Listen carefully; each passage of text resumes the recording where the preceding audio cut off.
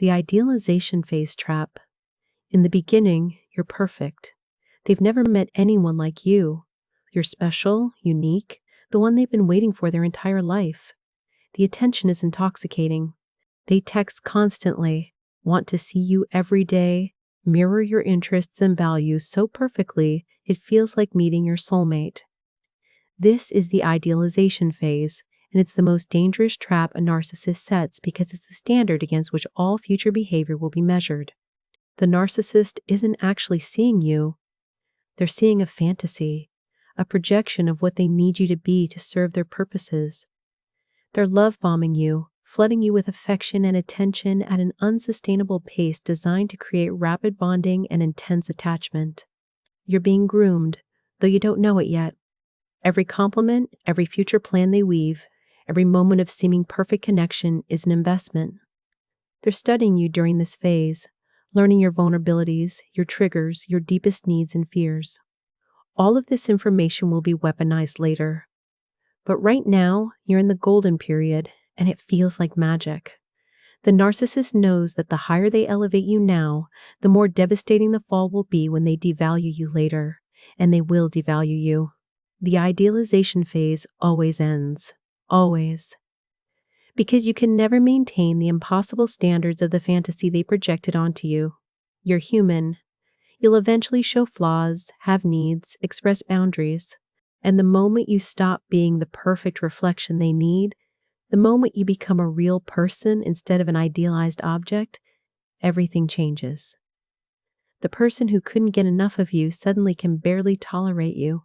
And you'll spend months or years trying to get back to those early days, chasing a version of the relationship that was never real in the first place. Triangulation warfare.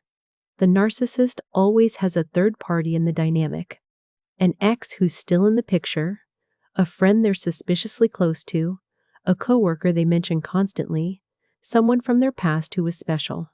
This third party might be real or exaggerated, present or absent, but they're always there in the conversation, creating a triangle where you're competing for the narcissist's attention and validation.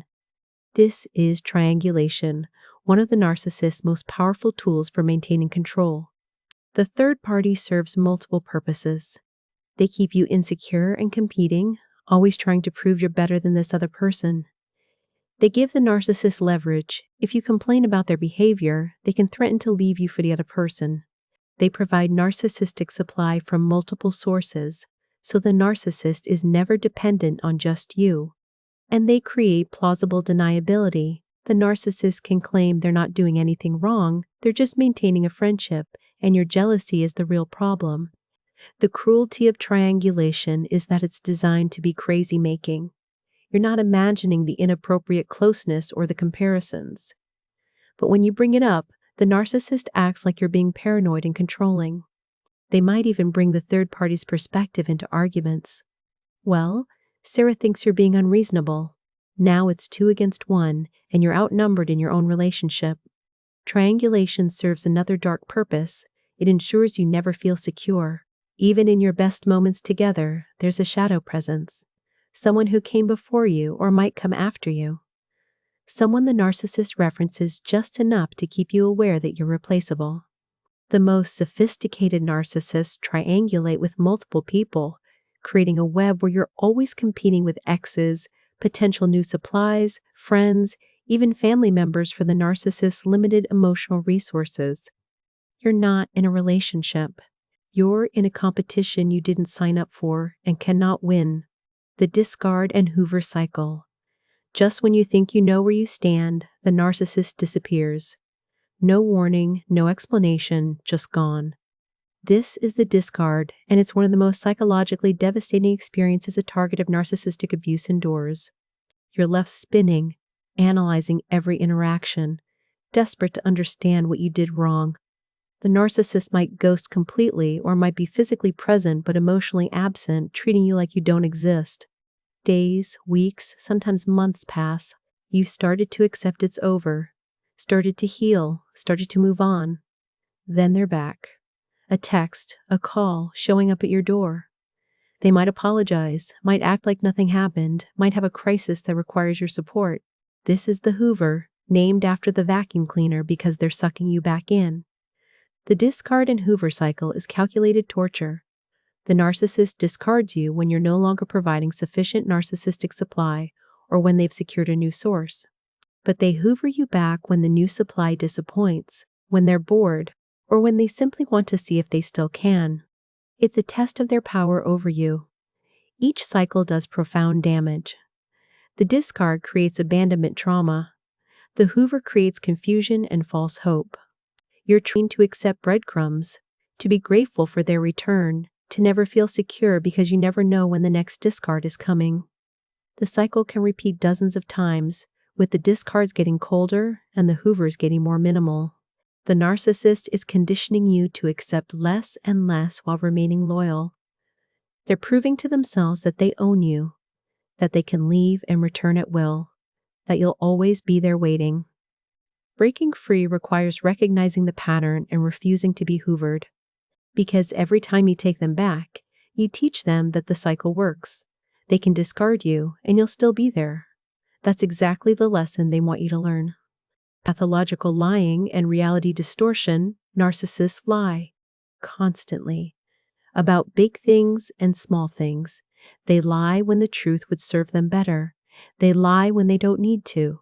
They lie such stress and with such that you start to question your own perception of reality. This isn't ordinary dishonesty.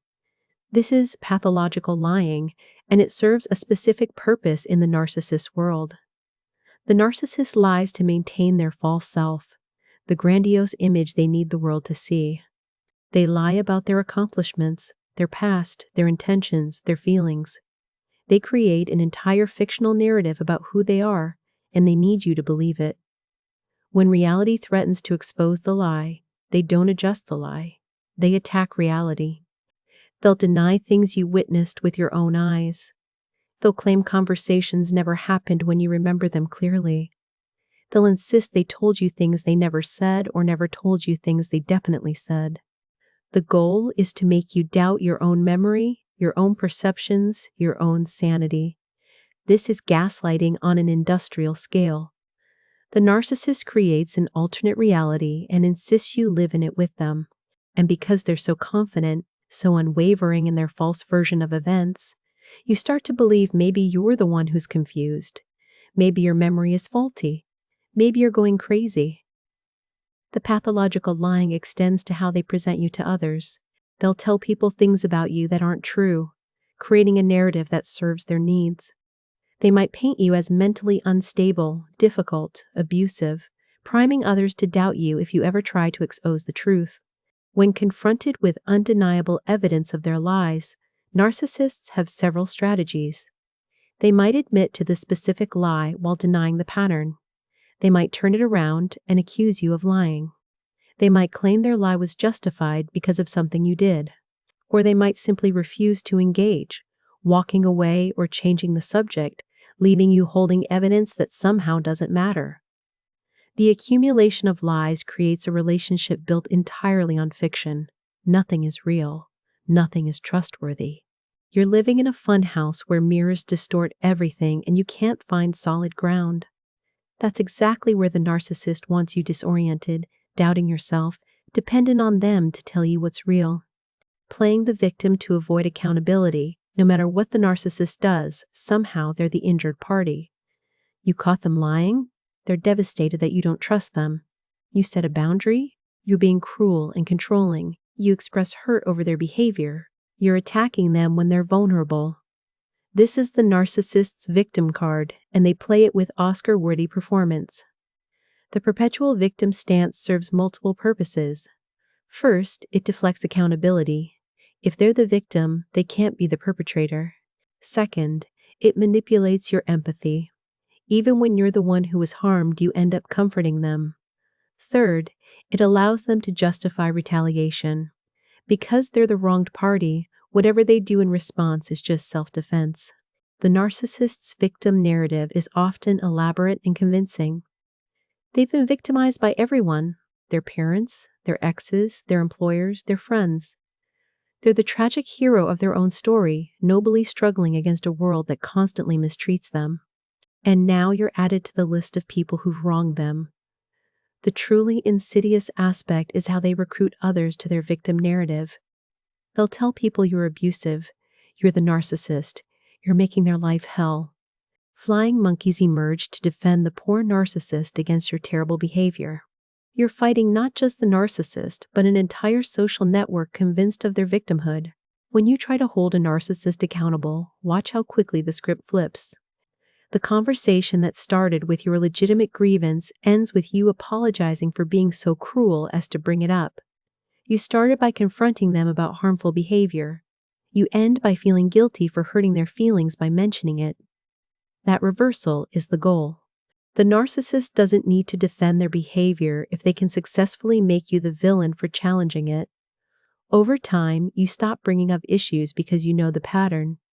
Every attempt to address problems results in you somehow being cast as the abuser. The narcissist has successfully trained you to tolerate mistreatment by weaponizing victimhood so effectively that confronting them feels like attacking them. Withholding as punishment, the narcissist withholds. Affection, communication, sex, money, information, whatever you need most, that's what gets withheld when you displease them. This isn't passive neglect. This is active punishment through deprivation. The narcissist knows what you need and deliberately denies it to teach you a lesson. The withholding might be silent treatment that lasts days or weeks. It might be emotional distance where they're physically present but completely disconnected. It might be sexual rejection, designed to make you feel unwanted. It might be practical withholding, refusing to help with things they previously assisted with. Whatever form it takes, the message is clear: displease me, and you lose access to what you need.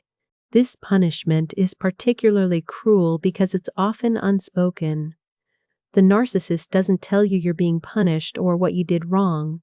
You're left to figure it out, to guess, to modify your behavior trying to restore their favor.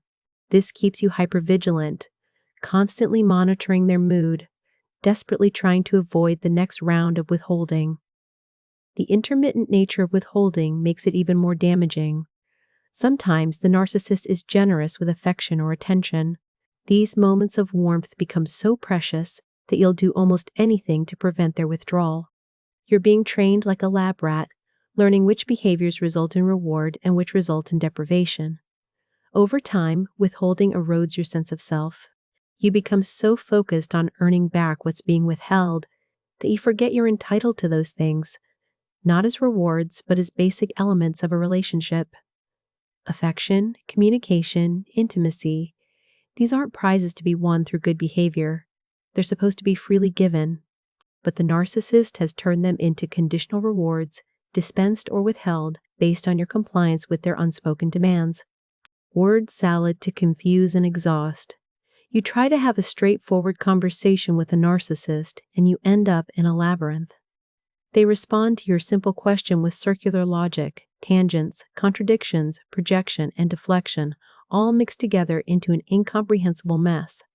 This is word salad, and it's a deliberate tactic to confuse, exhaust, and avoid accountability. The narcissist doesn't want to answer your question or address your concern, so they bury it in so many words that the original point gets lost.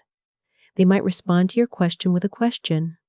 They might bring up something you did 5 years ago. They might suddenly need to discuss their feelings about something completely unrelated. They might use big words and complex sentence structures that sound meaningful but say nothing. By the time they finish talking, you've forgotten what you originally asked. You're confused, frustrated, exhausted. The argument has spiraled into chaos. Nothing got resolved. That's the goal. If the narcissist can make conversations so painful and unproductive that you stop trying to address issues, they win. They get to keep doing whatever they want because holding them accountable has become too exhausting to attempt. Word salad also makes you look bad if there are witnesses.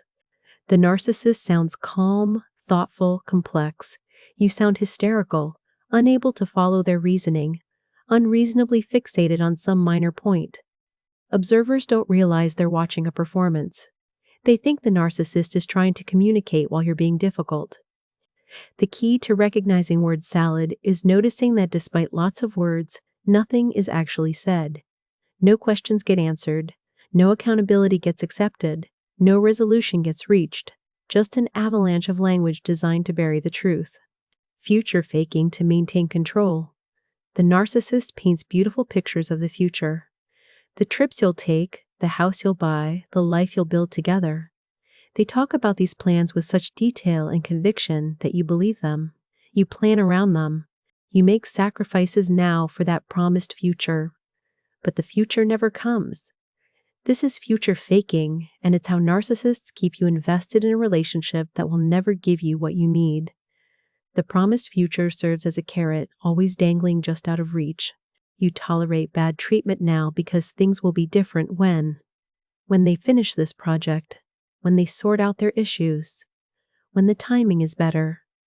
The when keeps changing, always pushing the actual delivery of promises further into the horizon. Future faking also tests your loyalty. If you truly loved them, you'd wait. If you really believed in the relationship, you'd be patient. Your willingness to sacrifice present needs for promised future rewards becomes proof of your devotion. Meanwhile, the narcissist gets all the benefits of your commitment without having to deliver on any promises. The cruelest aspect of future faking is that the narcissist might actually believe their own lies in the moment. They can paint those future pictures with such conviction because in that moment, they feel it. But narcissists live entirely in the present. That future they promised yesterday has no bearing on their behavior today. Their feelings and intentions shift constantly, but they expect you to hold them only to their most recent statement, not to the pattern of unkept promises stretching back months or years. Breaking free requires recognizing that words without consistent action are meaningless. The narcissist can describe the most beautiful future imaginable, but if their present behavior contradicts those promises, the future they're selling is fiction. You're not investing in something real. You're buying shares in a fantasy. Rage as control mechanism. Narcissistic rage is unlike normal anger. It's disproportionate, terrifying, and designed to control. You do something minor, something that wouldn't bother most people, and the narcissist explodes. The fury is so overwhelming, so out of proportion to the trigger that you're left shaken and confused. This is narcissistic rage, and it serves a specific purpose to train you never to do that thing again, whatever it was. The rage might be loud and explosive, breaking things, screaming, making threats. Or it might be cold and contemptuous, a quiet fury that's somehow more frightening than yelling. Either way, it's a weapon. The narcissist is demonstrating what happens when you cross them, when you fail to meet their needs, when you dare to challenge them. The triggers for narcissistic rage are revealing. It's not about moral transgressions. It's about narcissistic injury. You question them and threaten their superiority. You succeeded at something and stole attention they felt entitled to. You set a boundary and denied them control. You were unavailable and didn't prioritize their needs. These perceived injuries to their ego trigger rage disproportionate to any actual harm done. After the rage, the narcissist might not apologize or might offer a non-apology that blames you. You made me so angry. You know how I get when you do that. The message is clear. Their rage is your fault. You're responsible for managing their emotions by never doing anything that might upset them. Over time, you become hypervigilant, walking on eggshells, constantly monitoring your behavior to avoid triggering the next explosion. You've been trained through rage to be compliant, careful, focused entirely on the narcissist's emotional state. That's complete control achieved through fear. Projection of their own behavior. The narcissist accuses you of everything they're doing. They're cheating and accuse you of infidelity. They're lying and call you dishonest. They're manipulative and claim you're trying to control them. This is projection, and it's one of the narcissist's most consistent patterns. Projection serves multiple purposes. It deflects attention from the narcissist's actual behavior by putting you on the defensive. It allows the narcissist to address their own guilt feelings by externalizing them onto you. It confuses the narrative, making it unclear who's actually doing what. And it often reveals exactly what the narcissist is up to, making projection a form of confession. When a narcissist obsessively accuses you of behaviors you're not engaging in, there's a good chance they're engaging in those behaviors themselves. The cheater who constantly accuses their faithful partner of cheating isn't actually worried about your faithfulness. They're projecting their own infidelity onto you. The liar who insists everyone else is dishonest isn't unusually concerned with truth. They're projecting their own deception. Projection also occurs with feelings and motives. The narcissist might accuse you of being angry when they're the angry one. They might claim you're trying to hurt them when they're the ones being cruel. They attribute their own internal experience to you, unable or unwilling to recognize it as their own. The defense against projection is knowing yourself. When a narcissist accuses you of something that doesn't match your behavior or intentions, don't internalize it. Recognize it as their projection, and consider what their accusations might reveal about what they're actually doing. Smear campaigns to destroy your reputation. When you're no longer useful or you dare to challenge them, the narcissist launches a smear campaign. They tell anyone who will listen that you're crazy, abusive, a liar, whatever narrative serves their purposes. They spread rumors, share private information, twist events to paint you as the villain. This character assassination serves several purposes. It isolates you by turning people against you. It protects the narcissist's reputation by getting their version of events out first. It discredits you in advance if you try to expose their abuse. And it provides narcissistic supply through the sympathy and attention the narcissist receives as your supposed victim. The smear campaign often begins long before the relationship ends. The narcissist plants seeds of doubt about your mental health, your behavior, your character. They do this subtly, expressing concern to mutual friends, mentioning your supposed issues to family members. By the time there's open conflict, they've already laid groundwork for people to believe you're the problem. What makes smear campaigns particularly effective is that narcissists are often charismatic and convincing. They tell their lies with such conviction and perform their victim role so well that people believe them. Meanwhile, you're actually traumatized, possibly not presenting well, maybe emotional or angry. You look like the unstable one while they seem calm and reasonable. Fighting a smear campaign is nearly impossible. Defending yourself makes you look defensive. Providing evidence makes you look obsessed. Trying to tell your side of the story makes you look like you're spreading rumors about them. The narcissist has rigged the game so that any move you make reinforces their narrative. The healthiest response is often to let people believe what they want while you focus on healing and building a life away from the narcissist and anyone who believed their lies. Real friends will eventually see the truth. People who believe the smear campaign without hearing your side weren't truly your allies anyway. Intermittent reinforcement addiction. The narcissist isn't always terrible. Sometimes they're wonderful, kind, attentive, the person you fell in love with. These moments of goodness come unpredictably, scattered among long stretches of coldness or cruelty. This is intermittent reinforcement, and it's the same psychological principle that makes gambling addictive. The unpredictability of reward creates the strongest psychological bonds. If the narcissist were consistently awful, you'd leave. If they were consistently kind, you'd feel secure. But the randomness keeps you hooked, always hoping for the next moment of warmth, convinced that the good version is the real them and the bad version is temporary. The intermittent reinforcement creates trauma bonding, the intensity of relief when the narcissist is finally kind again after days or weeks of coldness is more powerful than consistent kindness would be. Your brain releases dopamine during these moments of reconnection, creating an addictive pattern. You become focused on chasing that feeling, willing to endure incredible amounts of mistreatment for those rare moments when the narcissist resembles the person you first met. The narcissist doesn't even need to be kind often. A few scattered moments of warmth among seas of coldness are sufficient to keep you attached. You tell yourself and others that it's not all bad, pointing to these moments as evidence the relationship is worth saving. But you're not describing a healthy relationship with occasional problems. You're describing an addictive cycle where you're psychologically hooked on intermittent rewards. Breaking free requires recognizing that consistency matters.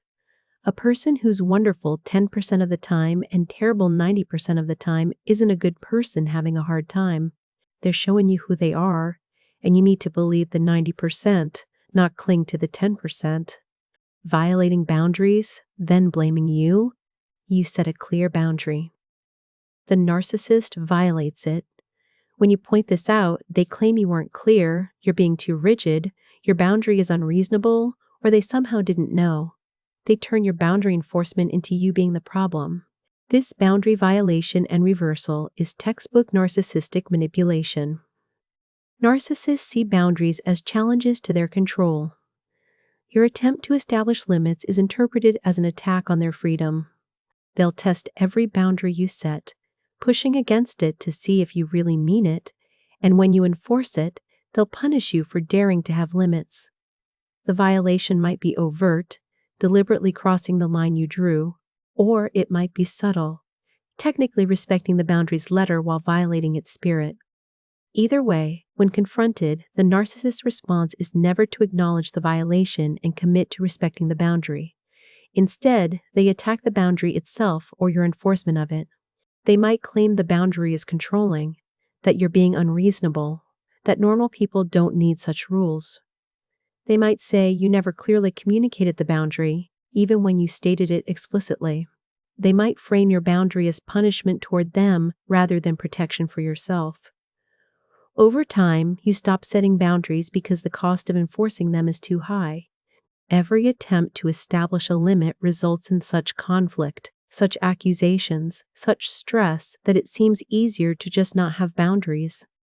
The narcissist has successfully trained you to accept whatever treatment they dish out because standing up for yourself has been made prohibitively painful.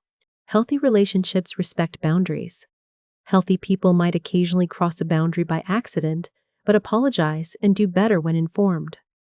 The narcissist's consistent pattern of violation, followed by blame, reveals that your boundaries threaten their control, and they will always prioritize control over your well-being.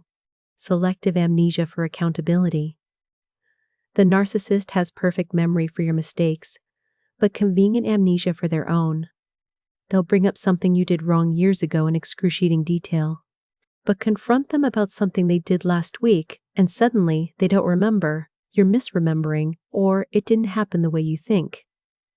This selective amnesia for accountability allows the narcissist to avoid consequences while keeping you perpetually on trial. They maintain a detailed ledger of every mistake you've ever made, every time you've fallen short, every wrong move. This ledger gets deployed strategically in arguments to deflect from their behavior or to justify their mistreatment. Meanwhile, their own transgressions simply evaporate from their memory. They genuinely might not remember, or they're pretending, but the effect is the same. You can't hold them accountable for behavior they claim never happened. The double standard creates a profoundly imbalanced relationship. You're held responsible for everything you've ever done wrong. They escape accountability for everything they do wrong. You walk on eggshells, knowing your mistakes are permanent marks against you. They move through life consequence-free, their slate mysteriously wiped clean by their convenient memory failures. When you point out this pattern, the narcissist might accuse you of keeping score, of holding grudges, of being unable to move forward. But you're not the one keeping score. They are. They're just keeping a one-sided accounting where only your debts count. Breaking through selective amnesia requires documentation and refusing to let them rewrite history. When the narcissist claims something didn't happen, having evidence becomes crucial. But even with proof, they might simply refuse to engage, walking away from evidence rather than acknowledging the truth their amnesia denied. Financial abuse and control. The narcissist controls the money. They might make significantly more and use that power differential to maintain control. They might handle all finances and give you an allowance. They might spend recklessly while demanding you account for every penny. They might sabotage your career or education to keep you financially dependent. This is financial abuse, and it's one of the most effective tools for trapping someone in a narcissistic relationship. Financial control takes many forms. The narcissist might refuse to work, forcing you to support them while they contribute nothing. They might have their name on all accounts while you have access to nothing. They might spend joint money on themselves while denying you the same freedom. They might use money as a weapon, punishing you by cutting off access when you displease them. The goal is always the same: to make you financially dependent, so leaving becomes impossible. Even when you had your own income, the narcissist might sabotage it. They create crises that make you miss work. They demand so much emotional labor that you can't focus on your career. They undermine your confidence so you don't pursue advancement. They might even steal from you directly, taking money or racking up debt in your name. Financial abuse often includes hiding assets, lying about income, or creating debt you're unaware of. You might discover years into a relationship that you're legally responsible for debts the narcissist secretly accumulated, or that assets you thought were shared are actually solely in their name. The narcissist structures finances to maximize your vulnerability and their security. Breaking free from financial abuse requires planning. Secret savings accounts. Gathering documentation. Understanding your legal rights. Building job skills or education. It's not romantic, but financial independence might be the most important factor in leaving a narcissist safely. Because as long as they control your access to money, they control your ability to leave. Isolation from support systems. The narcissist slowly cuts you off from everyone who cares about you. They don't usually issue ultimatums. Instead, they use subtle tactics. They're rude to your friends, making social events uncomfortable. They schedule things during time you'd spend with family. They pick fights right before you're supposed to see someone, ruining your mood. They point out small flaws in everyone close to you, planting seeds of doubt. This isolation happens gradually enough that you don't notice until you're alone. The narcissist positions themselves as the only person who truly understands you, the only one who really cares. Your friends were never really there for you. Your family doesn't get you. Your coworkers are jealous of you. Only the narcissist sees your worth. Only the narcissist loves you unconditionally. This messaging is designed to make you dependent. Isolation serves the narcissist in multiple ways. It eliminates outside perspectives that might help you recognize the abuse. It removes potential support if you try to leave. It ensures you're completely focused on the narcissist with no competing relationships. And it makes you vulnerable with no one else to turn to. You're entirely dependent on the narcissist for connection, validation, and support. The narcissist might also use triangulation during isolation, comparing you unfavorably to people from their life while cutting you off from your people. They have friends, family, exes, coworkers in their life. But your connections get systematically eliminated. By the time you realize how isolated you've become, you might not know how to reconnect with people you've been distant from for months or years. The narcissist has successfully created a situation where they're your entire world. And a world that consists of only a narcissist is a very small, very dark place. Devaluation after idealization. Remember how perfect you were in the beginning? The narcissist couldn't get enough of you, saw no flaws, thought you were extraordinary. Now, suddenly, everything you do is wrong. You're criticized constantly. Nothing you do is good enough. The affection has been replaced with contempt. This is the devaluation phase, and it's the inevitable follow-up to idealization. The shift is jarring and confusing. What changed? The answer: nothing about you, but you're no longer serving the function the narcissist needs. You've become real, with flaws and needs and boundaries. The fantasy has worn off, and the narcissist sees you as you actually are a human being, not the perfect reflection they need. Devaluation can be overt or subtle. Overt devaluation includes open criticism, insults, mockery, contemptuous treatment. The narcissist makes it clear they're disappointed in you.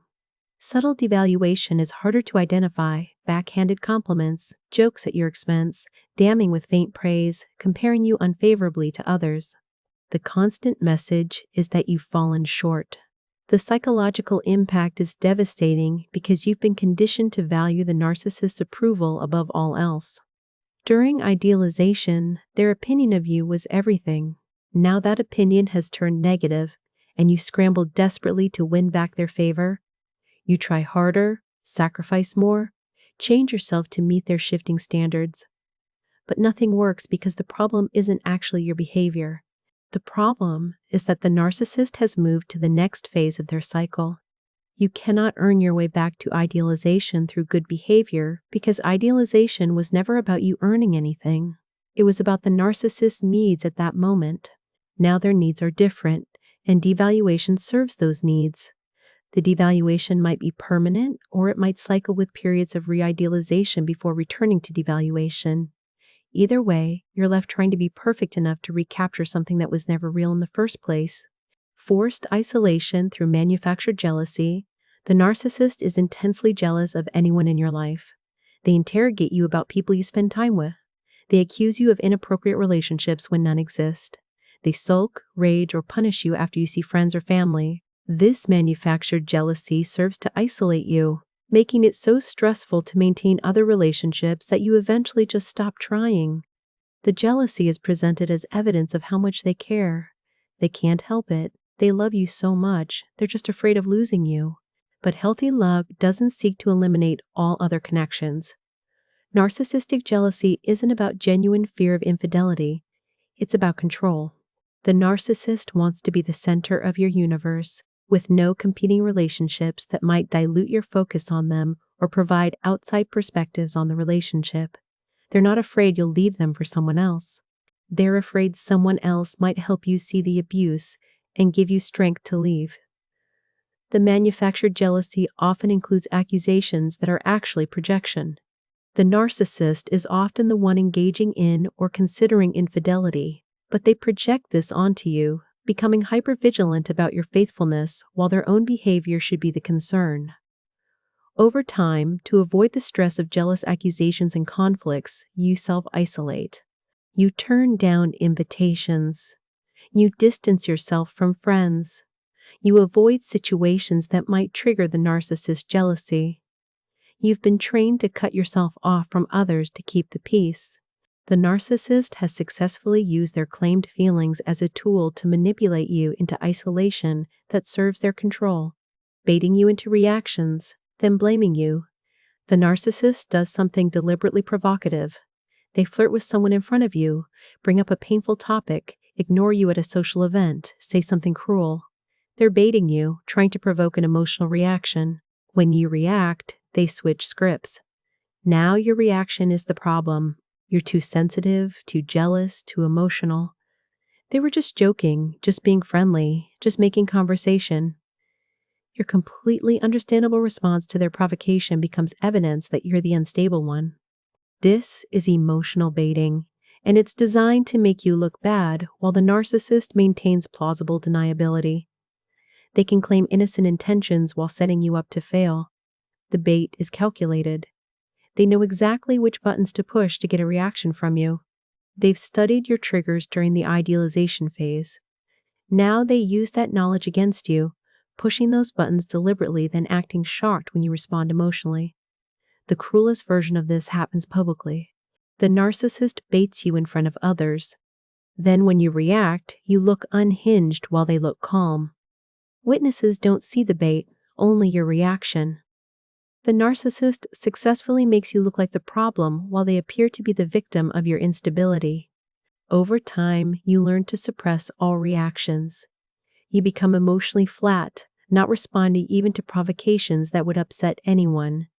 The narcissist has trained you not to react, giving them free rein to do whatever they want while you maintain a facade of calm to avoid being blamed for having normal human emotions.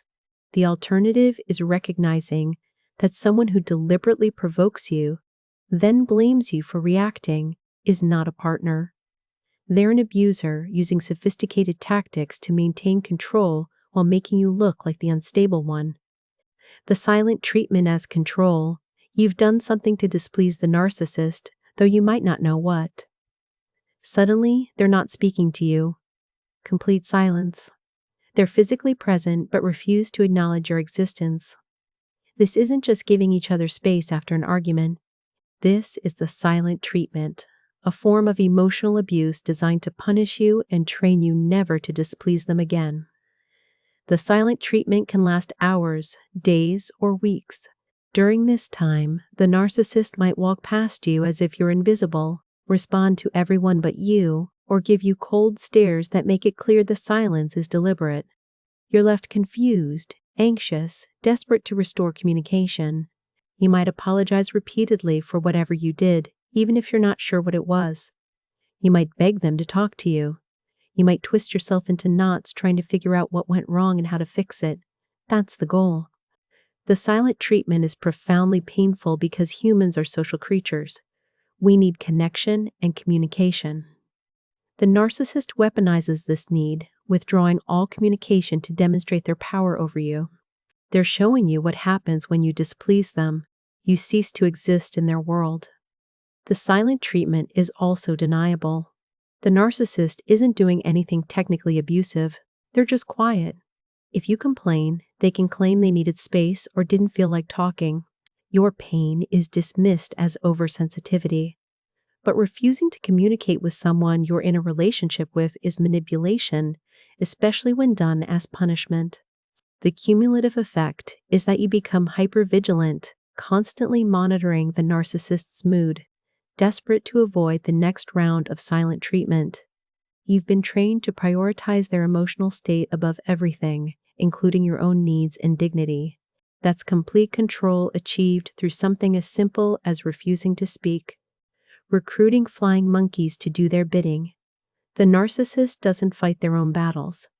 They recruit others to fight for them. These flying monkeys, often well-meaning friends or family who don't realize they're being manipulated, carry the narcissist's messages, apply pressure on their behalf, and perpetuate the narcissist's narrative. You're not just dealing with the narcissist, you're dealing with everyone they've convinced to take their side. Flying monkeys get recruited through the narcissist's victim narrative. The narcissist tells them a carefully edited version of events where you're cruel, unfair, or abusive, and they're the suffering victim. These well-intentioned people want to help, so they reach out to you on the narcissist's behalf. They really miss you. Can't you forgive them? They're really hurt by what you did. The flying monkeys don't realize they're being used as weapons in the narcissist's manipulation campaign. Some flying monkeys are innocent, genuinely trying to help what they perceive as a person in pain. Others are enablers who knowingly participate in the narcissist's abuse. Either way, they serve the narcissist by applying pressure, maintaining connection when you're trying to establish distance, and reinforcing the narcissist's narrative. The flying monkeys also serve as a smear campaign delivery system. The narcissist tells them things about you, knowing they'll spread the information to others. Your reputation gets damaged through a network of people who've never heard your side. Defending yourself against flying monkeys is nearly impossible. Engaging with them just gives the narcissist information about you and often gets twisted to support their narrative. The healthiest response is usually to establish boundaries with anyone serving as the narcissist's messenger, explaining once if necessary that you won't discuss the situation with third parties, then holding that boundary regardless of pressure. Covert narcissism, the victim mask. Not all narcissists are grandiose and overtly arrogant. Some present as victims, martyrs, or humble sufferers. This is covert narcissism, and it's arguably more damaging because it's harder to identify. The covert narcissist still has the same entitlement, lack of empathy, and need for narcissistic supply as an overt narcissist. They just obtain it differently. The covert narcissist gets supply through sympathy rather than admiration. They're always struggling, always victimized, always suffering more than anyone else. They don't brag about their greatness. Instead, they subtly communicate their superiority through their exceptional suffering or their noble martyrdom. Their pain is more profound. Their struggles are more difficult. Their sacrifices are more noble. This one-upmanship through suffering is still narcissism, just in humble packaging. Covert narcissists are masters of passive-aggressive behavior. They don't openly criticize. They sigh and look hurt. They make subtle jabs disguised as concern. They sabotage through helplessness or incompetence rather than direct confrontation. They're the victim of your cruelty when you set boundaries. The martyr who sacrifices everything for ungrateful you, the misunderstood, sensitive soul wounded by your insensitivity. The covert narcissist manipulation is particularly insidious because they seem so non-threatening. They present as vulnerable, wounded, needing your protection. By the time you realize you've been manipulated, you're already deeply enmeshed, and trying to leave makes you look like the cruel one abandoning a vulnerable person. The covert narcissist has positioned themselves as the sympathetic figure, making your complaints look petty or heartless. Recognizing covert narcissism requires looking past the humble presentation to the underlying patterns: exploitation disguised as need, entitlement hidden behind victimhood, manipulation dressed up as vulnerability. The packaging is different, but the core dynamics are the same. Testing boundaries. To find your limits. From the beginning, the narcissist tests boundaries. Small violations at first to see how you respond. They show up unannounced when you said you needed alone time. They share something you asked to remain private. They push on a boundary you've set to see if you'll enforce it. These tests assess how controllable you are. If you let small violations slide, the narcissist learns your boundaries are negotiable. They escalate, crossing more significant lines, establishing a pattern where your stated limits don't actually limit their behavior. If you enforce boundaries, different tests come: dramatic reactions, punishment through withdrawal, accusations that you're controlling. The narcissist makes enforcing your boundaries so costly that eventually you stop trying. The testing never really ends. Even if you've established solid boundaries, the narcissist will periodically test them again, checking if they can erode the limits you've set. They might wait until you're stressed or vulnerable, choosing moments when you're least able to enforce boundaries to push against them. This constant testing is exhausting. You can never relax because you're always defending your right to have limits. The narcissist frames this as your problem. You're rigid, inflexible, unable to compromise. But healthy compromise doesn't mean eliminating all boundaries. The narcissist's relentless testing reveals that they don't respect your autonomy. They see your boundaries as obstacles to their control that must be worked around or broken down. Every test is a probe for weakness, a search for the point where you'll give up defending your limits.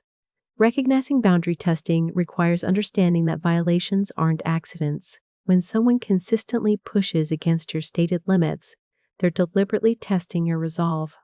Your choice is to either enforce boundaries consistently, accepting the cost in conflict and potential relationship loss, or surrender the boundaries and accept whatever treatment the narcissist wants to dish out. Splitting, all good or all bad. To the narcissist, you're either perfect or terrible with no middle ground. This is splitting, a defense mechanism where the narcissist cannot hold complexity. When you're meeting their needs, you're idealized the best person ever, perfect, amazing. When you displease them, you're devalued the worst, terrible, completely without merit. There's no stable, realistic perception of you as a complex human with both strengths and flaws. The splitting creates whiplash. You're praised extravagantly one day, torn apart the next. The narcissist's perception of you shifts dramatically based on their current emotional state and whether you're currently serving their needs. This instability is crazy-making because you're the same person throughout, but the narcissist treats you like completely different people depending on the moment. Splitting extends beyond just you. The narcissist sees everyone in black and white terms. Their new friend is amazing. Their old friend is terrible. Their current partner is perfect. Their ex is evil. These perceptions shift rapidly and dramatically, with people moving from the idealized category to the devalued category suddenly and often permanently. The danger is that you never know which version you are at any moment. You might wake up as the idealized partner and go to bed as the devalued one. The shift can happen over something tiny because splitting isn't really about your behavior. It's about the narcissist's inability to integrate positive and negative qualities into a coherent perception. Living with someone who splits is like walking on a tightrope. One wrong step and you plummet from idealized to devalued with no way to predict what will trigger the fall. You can't maintain stable self-esteem because the narcissist's perception of you oscillates wildly. Are you wonderful or worthless? The answer depends entirely on the narcissist's mood and needs in that moment. Love bombing, then withdrawal. In the beginning, the narcissist overwhelms you with attention, affection, gifts, and declarations of love. This is love bombing, and it's designed to create rapid bonding and intense attachment. You're swept off your feet by the intensity of their focus on you. But once you're attached, once you've bonded, once you're invested, the narcissist pulls back. The attention decreases. The affection cools. The declarations of love become less frequent. This withdrawal isn't natural settling into comfortable intimacy, it's deliberate.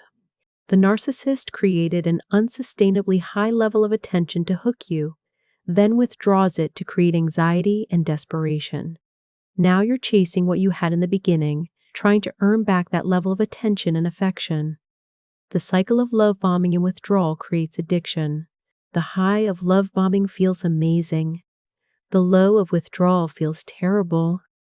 You become focused on doing whatever it takes to get back to the high, which means complying with the narcissist's demands, tolerating poor treatment, sacrificing your needs. The narcissist has trained you to work for love. Love bombing followed by withdrawal is a form of intermittent reinforcement. The narcissist doesn't need to maintain the love bombing intensity. They just need to provide occasional hits of it to keep you hooked. Every once in a while, they'll give you a taste of that early intensity, reminding you of how good it can be, keeping you invested in trying to make the relationship return to that state permanently. Recognizing this pattern requires understanding that love at sustainable intensity doesn't feel like love bombing. Real love grows gradually. Love bombing is performative intensity designed to overwhelm your judgment and create artificial bonding. Once you're bonded, the narcissist no longer needs to maintain the performance. They have you hooked, and withdrawal ensures you stay focused on them while requiring less effort, manufacturing crises for attention. The narcissist always has a crisis. Some emergency that requires your immediate attention, your resources, your energy. Just when you're focusing on yourself or something important to you, suddenly there's a dramatic situation that demands you drop everything for them. These crises aren't all fabricated, but their timing is suspect. When you have a big presentation, the narcissist has a health emergency. When you're visiting family, the narcissist has a financial crisis. When you're achieving something, the narcissist faces a disaster that pulls focus back to them. The manufactured crisis serves multiple purposes. It gets them attention and narcissistic supply. It prevents you from having time and energy for your own pursuits. It tests your loyalty and willingness to sacrifice for them. And it reinforces your role as their caretaker, the person responsible for saving them from their endless disasters. Over time, you notice the pattern. Crises tend to erupt when attention is on you, or when you're establishing independence. But pointing this out makes you heartless. How can you question the legitimacy of their crisis? What kind of person suspects someone they love of faking emergencies? You end up feeling guilty for even noticing the pattern, which keeps you responsive to future crises regardless of timing. The reality is that while some crises may be genuine, the narcissist has learned that crisis equals attention and control. So crises multiply, becoming a regular feature of the relationship. You're always in emergency mode, always reacting to the latest disaster, never able to establish stability because the next crisis is always around the corner. Breaking this cycle requires boundaries around how you respond to crises and recognition that someone who has constant emergencies precisely when you're focusing elsewhere might be manufacturing or exaggerating problems to maintain control. Infantilizing to maintain dependency, the narcissist treats you like you're incapable. They make decisions for you, explain things you already understand, talk over you, or handle tasks you're perfectly able to do yourself. This infantilization serves to maintain their sense of superiority while keeping you dependent. By positioning themselves as more capable, more knowledgeable, more competent, the narcissist creates a dynamic where you're the child and they're the adult. This hierarchy justifies their control. Of course they should make the decisions. You clearly need guidance. Look how much you rely on them. The infantilization might be subtle, offering unsolicited advice, correcting minor things, taking over tasks without being asked. Or it might be overt, openly stating, you can't handle things, making all decisions without input, restricting your independence. Either way, the message is clear: you're not capable without them. This tactic is particularly damaging because it becomes self-fulfilling. If the narcissist handles everything, you don't get practice managing things yourself. Your skills and confidence atrophy. Eventually, you might actually become as dependent as the narcissist claims you are, not because you were incompetent, but because you were systematically prevented from developing or maintaining competence. Infantilization also appears in how the narcissist speaks about you to others. They might tell stories that highlight your supposed helplessness, discuss your personal business without consent, or answer questions directed at you as if you can't speak for yourself. They're demonstrating to others that you need them, building a public narrative that reinforces the private dynamic. Breaking free requires reclaiming your competence. Start handling things yourself, even if the narcissist insists you need their help. Accept that you'll make mistakes as you relearn independence. The discomfort of being inexperienced at something is temporary. The dependence the narcissist engineers is designed to be permanent, rewriting history to avoid responsibility. The past is fluid for a narcissist. Events get rewritten to suit current needs. They'll deny saying things you clearly remember. They'll claim agreements were different than they were. They'll insist events happened differently than your memory records. This isn't ordinary forgetting. This is deliberate historical revisionism designed to avoid accountability and make you doubt your perception. When you confront a narcissist about past behavior, they reconstruct the past to absolve themselves. That hurtful thing they said? They never said it. That promise they broke? You misunderstood what they promised. That time they hurt you? You're remembering wrong, and here's their completely different version where they're blameless, and you might even be at fault. The gaslighting involved in rewriting history is profound. You know what happened. You remember clearly. But the narcissist is so confident in their alternative version that you start to doubt yourself. Maybe you are misremembering. Maybe you misunderstood.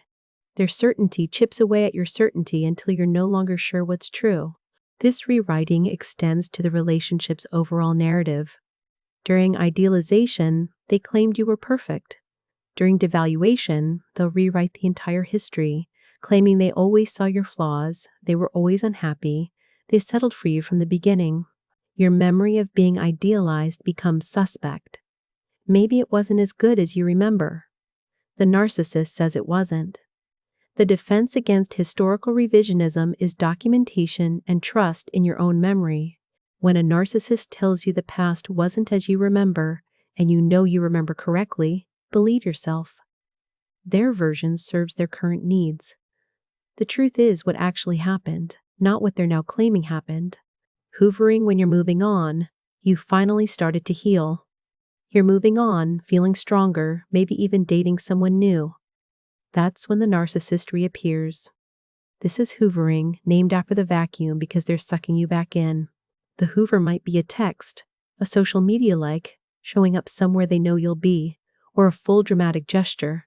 The timing isn't coincidental. Narcissists monitor you even after discard. When they sense you're moving on, they can't tolerate it. Not because they want you back out of love, but because your moving on threatens their ego. You're supposed to be pining for them, not healing and finding happiness elsewhere. The hoover serves multiple purposes. It disrupts your healing, pulling you back into orbit. It provides narcissistic supply, proving they still have power over you. It keeps you as an option if current supply disappoints, and it satisfies their need to be the one who determines when things are over, not you. The hoover often includes elements designed to appeal to you specifically. The narcissist might reference the good times, apologize, claim they've changed, present a crisis that requires your help, or simply check in as if you're friends. Whatever approach they think will work to get a response. Responding to a hoover, even to say no, gives the narcissist information this method got a reaction. They'll continue trying. The only effective response to hoovering is no response at all. Block, delete, maintain no contact. Because engaging in any way tells the narcissist they still have access, and they'll keep trying. Every hoover you reject makes you stronger.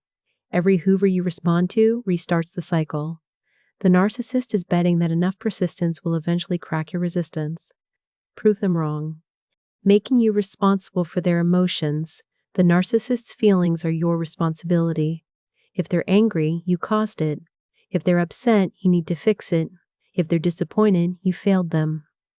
This emotional outsourcing transfers responsibility for the narcissist's emotional regulation onto you, creating an impossible situation where you're accountable for feelings you can't control. Healthy adults regulate their own emotions. They might communicate feelings and request support, but they don't make others responsible for their emotional states. The narcissist does. Their emotional experience is always framed as a response to your behavior. You made them feel this way. Therefore, you must fix it. This creates constant pressure to manage the narcissist's emotions. You walk on eggshells, trying to prevent anger, disappointment, or upset. You modify your behavior based on their emotional state.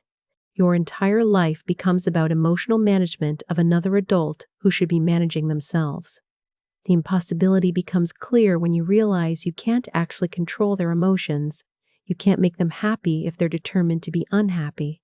You can't prevent their anger if they're looking for reasons to be angry. The narcissist's emotions aren't really responses to your behavior anyway. They're responses to internal processes, needs, and perceptions that have little to do with you. But by framing their emotions as your responsibility, the narcissist ensures you're always trying, always working to make them feel better, always accepting blame when they feel bad. You've become an emotional servant, existing to regulate feelings you have no actual control over. Setting boundaries requires stating clearly, I'm responsible for my emotions, you're responsible for yours. The narcissist will hate this. Your acceptance of responsibility for their feelings is a major source of control. Taking it back threatens their entire emotional strategy. Love language manipulation. The narcissist learns your love language and uses it to manipulate. If you value quality time, they withhold their presence as punishment and grant it as reward. If you value words of affirmation, they alternate between praise and criticism to keep you off balance. If you value gifts, they give lavishly, then stop, creating a sense of deprivation. Whatever makes you feel loved, the narcissist controls access to it. This love language manipulation is particularly cruel because it weaponizes your legitimate needs. You've communicated what makes you feel loved and cared for. Instead of consistently meeting those needs, the narcissist uses them as tools for control. Your love language becomes a lever they pull or don't pull based on your compliance with their wishes. The manipulation also includes performing your love language intensely during love bombing, then withdrawing it during devaluation. During idealization, if your love language is physical touch, you're drowned in affection. During devaluation, you're lucky to get a pat on the shoulder. The contrast is stark and destabilizing. You don't understand why the affection disappeared. You wonder what you did wrong to lose what you need. The narcissist might also claim your love language is unreasonable. You need too much quality time, too many words of affirmation, too much physical touch. Your needs are framed as excessive, making you feel guilty for having them. Meanwhile, the narcissist's needs, whatever they are presented as completely reasonable, and your failure to meet them is evidence of your inadequacy as a partner. Healthy relationships involve both people trying to meet each other's needs consistently. Narcissistic relationships involve the narcissist using your needs as manipulation tools while demanding theirs be met unconditionally. Recognizing this requires understanding that someone who uses your love language against you doesn't actually love you. They're using your need for love as a method of control. The false apology to avoid change. The narcissist apologizes. Finally. But nothing changes. The apology was performative, designed to end the conversation and relieve pressure, not to acknowledge genuine wrongdoing or commit to different behavior. This is the false apology, and it's one of the most frustrating manipulation tactics because it looks like accountability while being anything but. False apologies come in several forms. The non-apology. I'm sorry you feel that way, which apologizes for your feelings, not their behavior. The minimizing apology, "I'm sorry, but it wasn't that bad," which apologizes while denying the severity. The blame-sharing apology, "I'm sorry, but you did this too," which apologizes while deflecting responsibility. The dramatic apology, over-the-top self-flagellation that makes you comfort them for what they did to you. None of these are real apologies. A genuine apology acknowledges specific wrongdoing, accepts full responsibility without qualification, expresses understanding of the impact, and commits to changed behavior. The narcissist's apologies might hit one or two of these marks, but never all, and most importantly, never result in actual change. The narcissist learns that apology is a tool that ends conflicts without requiring them to modify behavior. They've discovered they can say sorry, whether you're hurt for a few minutes, then continue doing exactly what they apologized for. You've accepted their apology, so bringing it up again makes you someone who can't forgive. You're trapped between accepting endless apologies that mean nothing or being cast as unforgiving. The pattern reveals the truth. Someone who repeatedly apologizes for the same behavior isn't genuinely sorry. They're sorry they got called out, sorry you're upset, sorry they have to deal with the consequences. But they're not sorry enough to actually change. Breaking this cycle requires evaluating people by behavior, not words. Apologies mean nothing without changed actions. Competitive suffering, you're going through something difficult. Instead of support, you get competition. The narcissist version was worse. They've suffered more. Your problem is nothing compared to what they've endured. This competitive suffering ensures that no matter what you're experiencing, the narcissist's pain is always greater, their struggles always more significant, their victimhood always more profound. The effect is that you stop sharing your struggles. Why bother? It just triggers a recitation of how much worse they have it. You learn that your suffering doesn't qualify for attention unless it surpasses theirs, which it never does because they'll always escalate to maintain their position as the primary sufferer. Competitive suffering serves multiple narcissistic needs. It centers attention back on them even when you need support. It allows them to claim martyr status, and it ensures you remain in the supporting role, never the supported. Your job is to recognize their pain. Their job is certainly not to recognize yours. The narcissist might phrase this as perspective. They're helping you see that things aren't so bad. Others have it worse. But this isn't healthy perspective. It's minimization of your genuine struggles through comparison. Pain isn't a competition. Your suffering doesn't need to be the worst ever to be valid and deserving of acknowledgement. What makes competitive suffering particularly toxic is that it teaches you to minimize your own pain. You internalize the message that your problems aren't significant enough to mention. You suffer in silence, dismissing your own struggles as not bad enough while the narcissist claims all the sympathy for themselves. A healthy relationship includes mutual support where both people's pain is acknowledged without ranking or competition. If someone consistently trumps your suffering with their own, they're not offering perspective. They're ensuring all empathy flows toward them while you get none. Ruining special occasions, your birthday, holidays, vacations, events that matter to you, the narcissist ruins them. They start a fight, create a crisis, become sick or injured, refuse to participate, or sabotage the event somehow. This pattern isn't accidental. Special occasions represent attention and energy focused on something other than the narcissist, which they cannot tolerate. Ruining your special occasions serves several purposes. It ensures attention returns to them. It prevents you from experiencing joy they're not providing. It teaches you not to expect anything good because the narcissist will destroy it.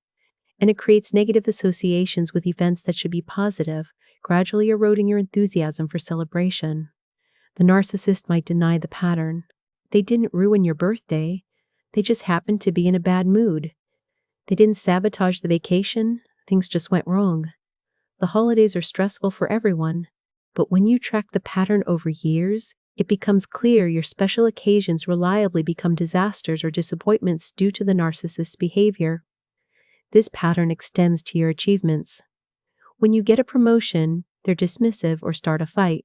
When you accomplish something, they find the flaw or change the subject to their own concerns. Your moments of joy and success become triggers for the narcissist's devaluation or scene-making. Over time, you stop looking forward to special occasions. You downplay your achievements. You've learned that anything good in your life becomes an opportunity for the narcissist to create drama or demonstrate that your happiness doesn't matter as much as their mood. The occasion exists to make you happy? Unacceptable. The narcissist must recenter attention on themselves by any means necessary, including ruining what should have been your positive experience. The permanent promissory note. The narcissist did something for you once, maybe years ago, and you're still in debt. That one favor, that one sacrifice, that one time they came through gets referenced forever as evidence of how much you owe them. This permanent promissory note means you're never out of debt. Your past obligations persist indefinitely, available to be leveraged whenever the narcissist wants compliance. Healthy relationships don't operate on permanent debt. People help each other, support each other, do favors for each other without keeping a ledger that never balances. But the narcissist maintains meticulous accounting of what they've done for you while conveniently forgetting everything you've done for them. The one-sided ledger always shows you in debt. The permanent promissory note serves as justification for the narcissist's demands.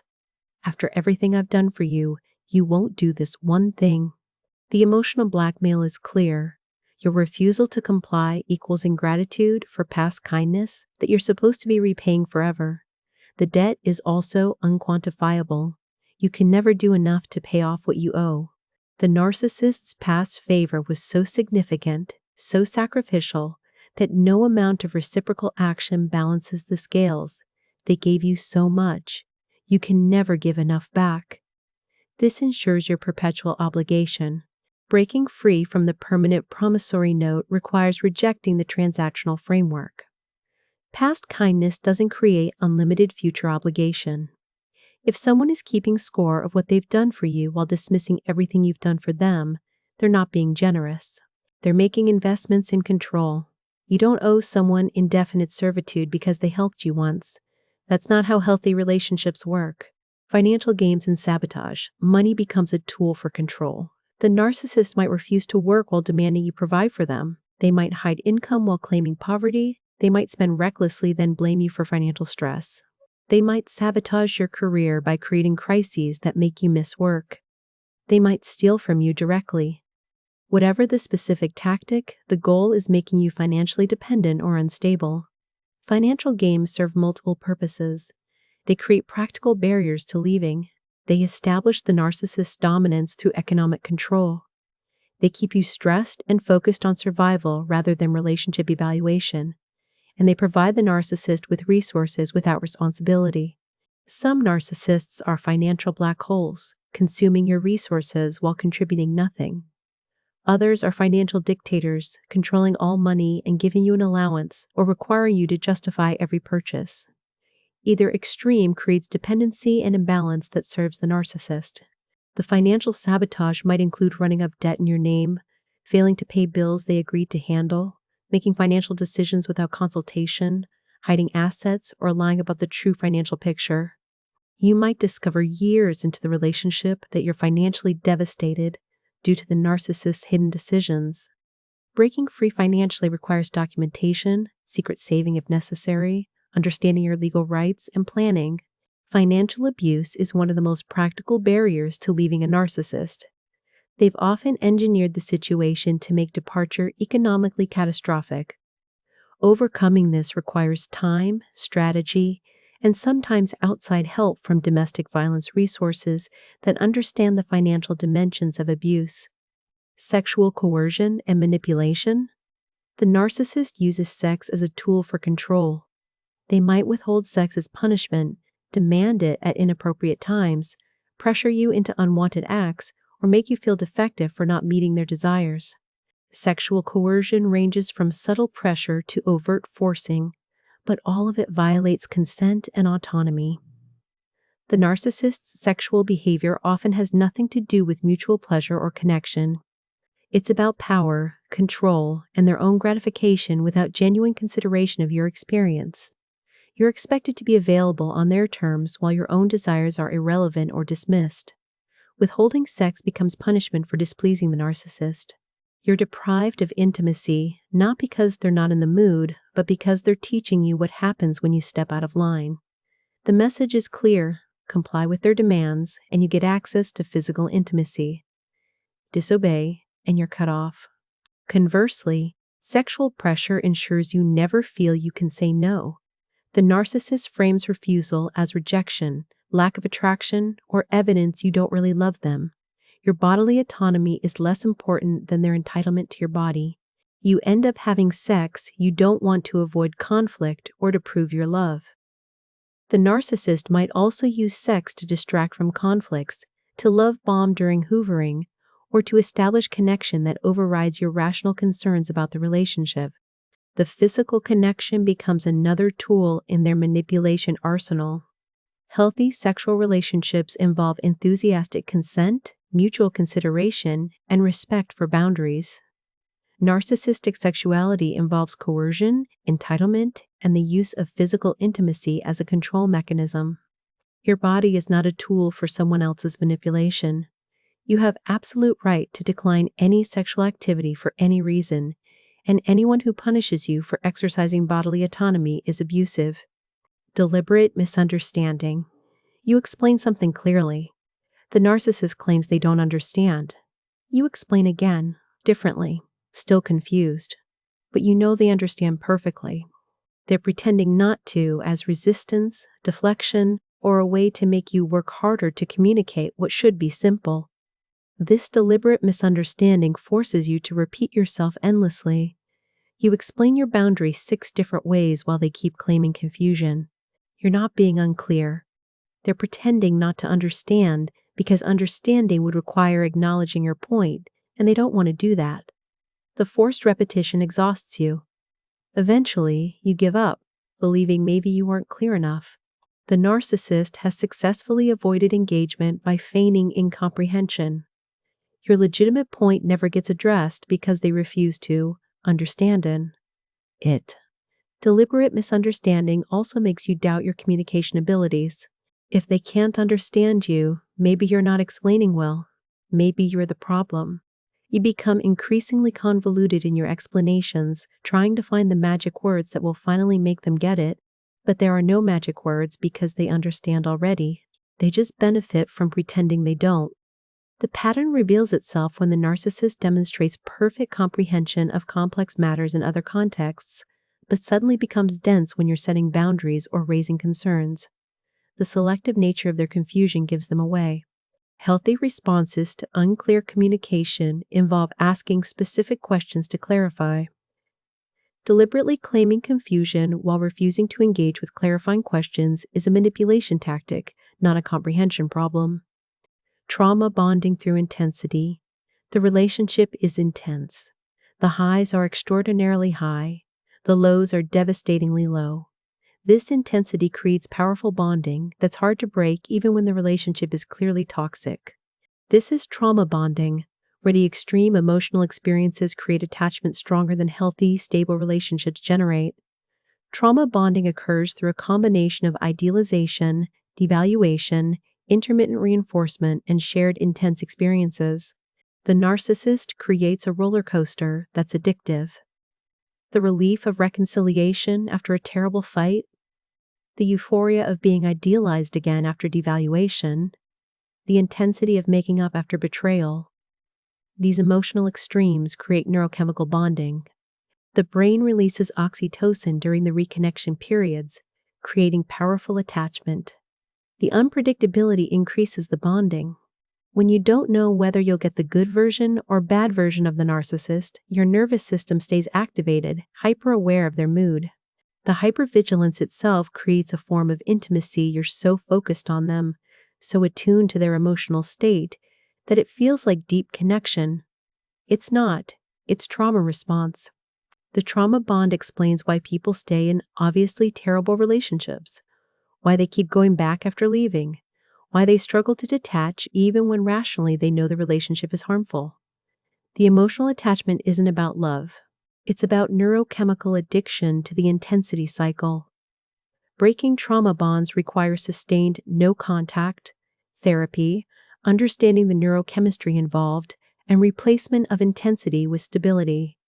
The trauma-bonded person often finds healthy relationships boring after the narcissistic roller coaster.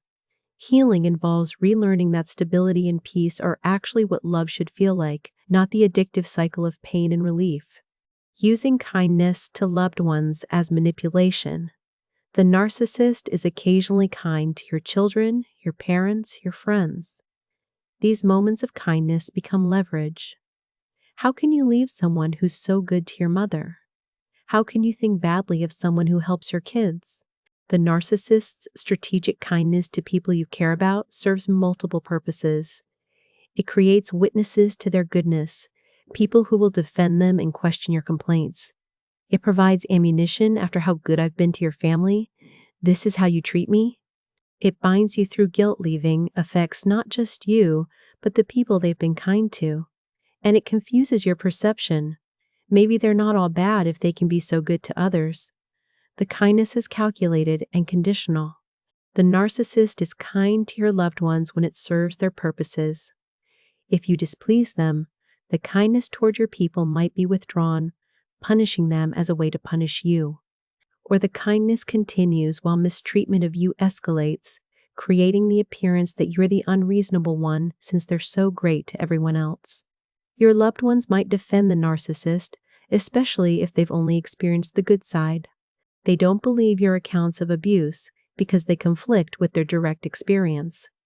The narcissist has successfully created witnesses who will contradict your reality, making leaving and getting support even more difficult. Breaking free requires understanding that selective kindness is manipulation. Someone who treats you badly while treating others well isn't a good person having trouble with you specifically. They're a manipulator who controls their behavior strategically, being kind when it serves them and cruel when they can get away with it. The fact that they can be kind proves the cruelty is a choice. The double standard of expectations. Rules for you don't apply to them. You must be faithful while they flirt or worse. You must be available while they ignore your calls. You must share everything while they keep secrets. This double standard of expectations creates a profoundly unequal relationship where you're held to impossibly high standards while the narcissist operates without constraints. If you point out the double standard, the narcissist has explanations. Their situation is different. Their needs are different. They're more evolved, more complex, or have special circumstances that exempt them from rules that bind you. These explanations are sophisticated justifications for inequality that position the imbalance as reasonable rather than manipulative. The double standard extends to how mistakes are treated. Your minor error is unforgivable, discussed repeatedly, held against you indefinitely. Their major transgression is excusable, should be forgiven immediately, and bringing it up later proves you're holding grudges.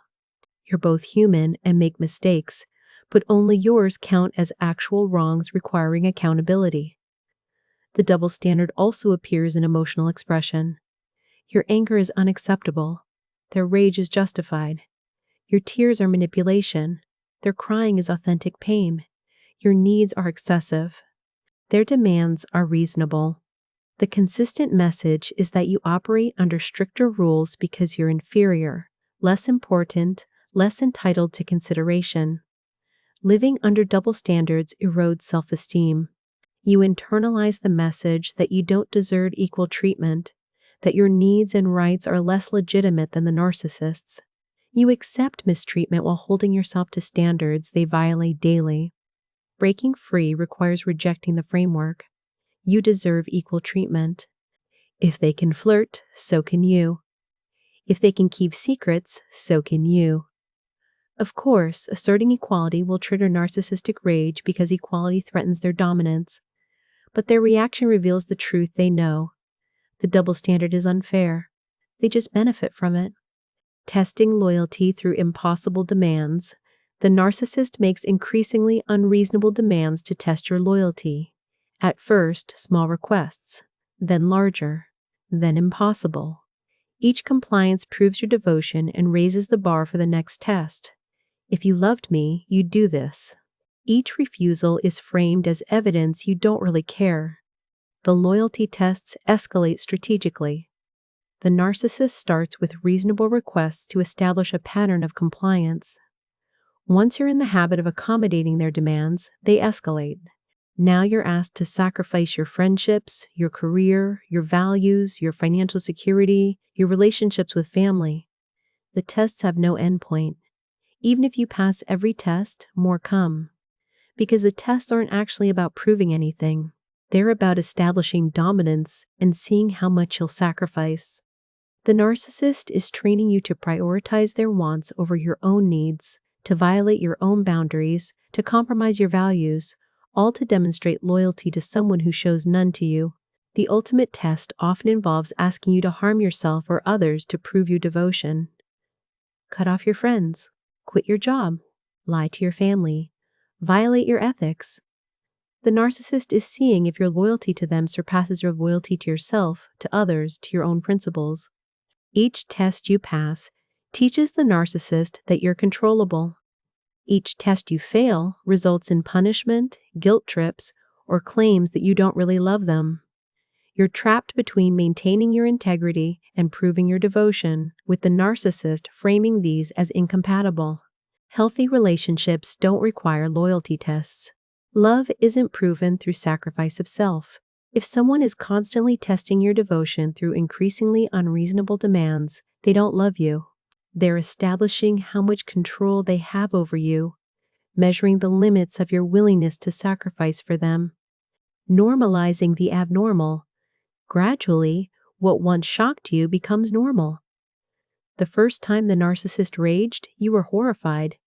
By the 100th time, it's just how they are. The first boundary violation stunned you. Now boundary violations are so frequent you barely register them. This normalization of dysfunction is how people end up tolerating things they never imagined they would. The narcissist doesn't turn completely abusive overnight. They escalate gradually, each violation slightly worse than the last, but not so much worse that it triggers the alarm the first violation did. You adapt to each level of mistreatment, establishing a new baseline. What was once unacceptable becomes the new normal. The frog boiling metaphor applies. Dropped in boiling water, the frog jumps out. Placed in cool water that slowly heats, the frog doesn't notice until it's cooked. You're the frog.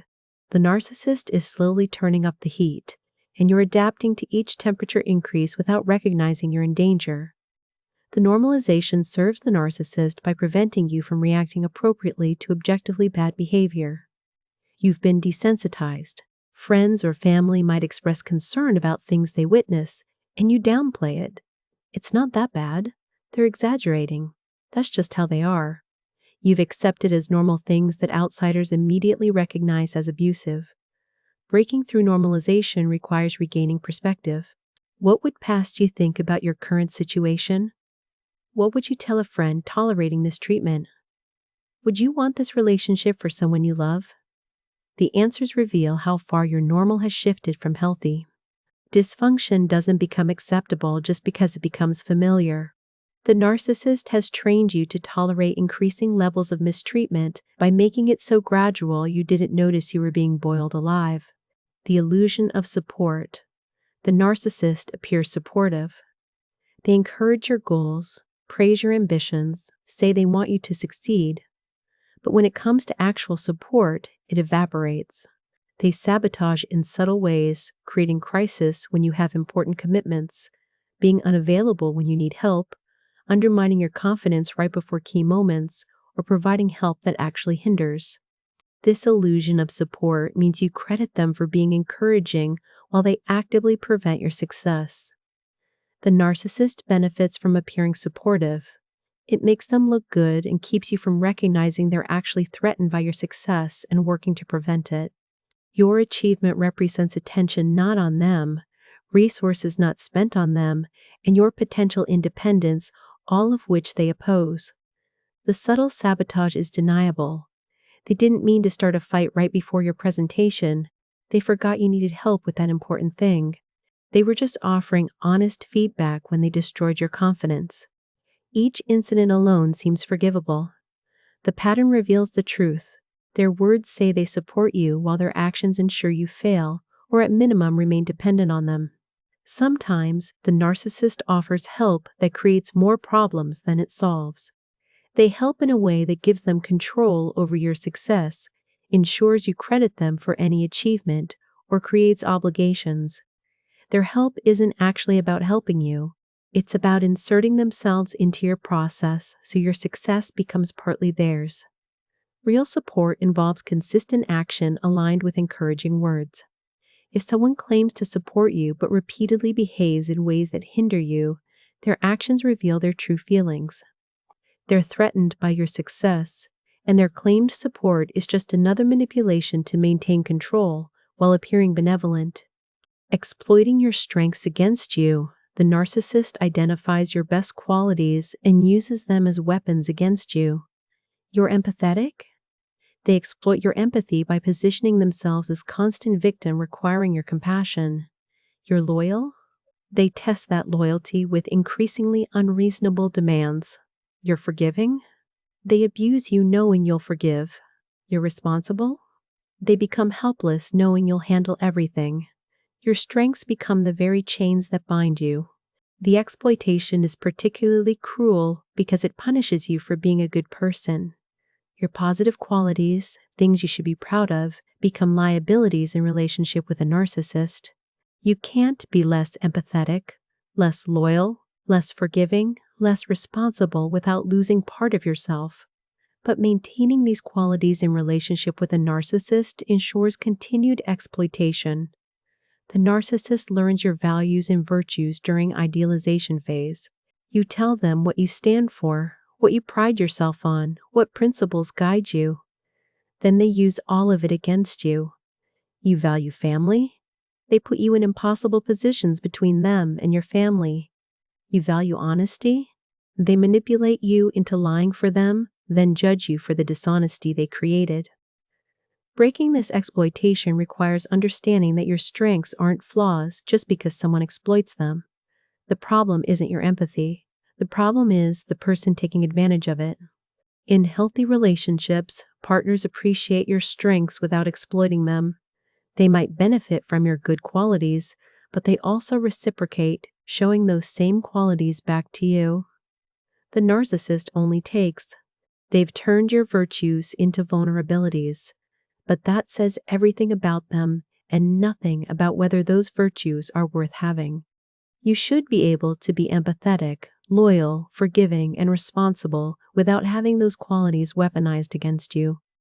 That's the difference between a healthy relationship and a narcissistic one. The waiting game. Nothing happens on your timeline. Everything happens on the narcissist's timeline. You're ready to have an important conversation? They're not ready. They need to talk? You better be available immediately. You want to make plans? They'll let you know when they've decided. You need a decision? You can wait indefinitely. This control of timing is a power play. The person who controls when things happen controls the relationship. The narcissist ensures that your timeline, your needs, your urgency never take priority over their convenience.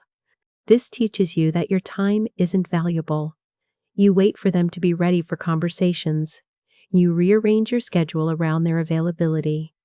You put your life on hold for their decisions. Meanwhile, when they want something, you're expected to drop everything. The double standard of timing reinforces the hierarchy they're important, you're not. The waiting game also applies to promises and commitments. They'll do that thing you need, just not now, later. At some unspecified future point when they feel like it, you're left in limbo, unable to move forward because you're waiting on them, unable to make plans because you don't know when or if they'll follow through. The chronic waiting creates dependency and frustration. You can't live your life on your terms because you're always accommodating their timeline. And if you express frustration, you're impatient, demanding, not understanding of their needs and boundaries. Your needs for reasonable timeliness become unreasonable pressure in their narrative. Healthy relationships involve mutual respect for each person's time and need for timely communication and decisions. If someone consistently keeps you waiting while demanding immediate availability from you, they're demonstrating through actions that their time matters and yours doesn't. That's not partnership. That's dominance. Making you the perfect scapegoat. Everything is your fault. Problems in the relationship? You. Financial stress? You spend too much or don't earn enough. Their bad mood? You caused it. Their failures? You didn't support them enough. The narcissist has made you the scapegoat for everything wrong in their life while taking credit for everything that goes right.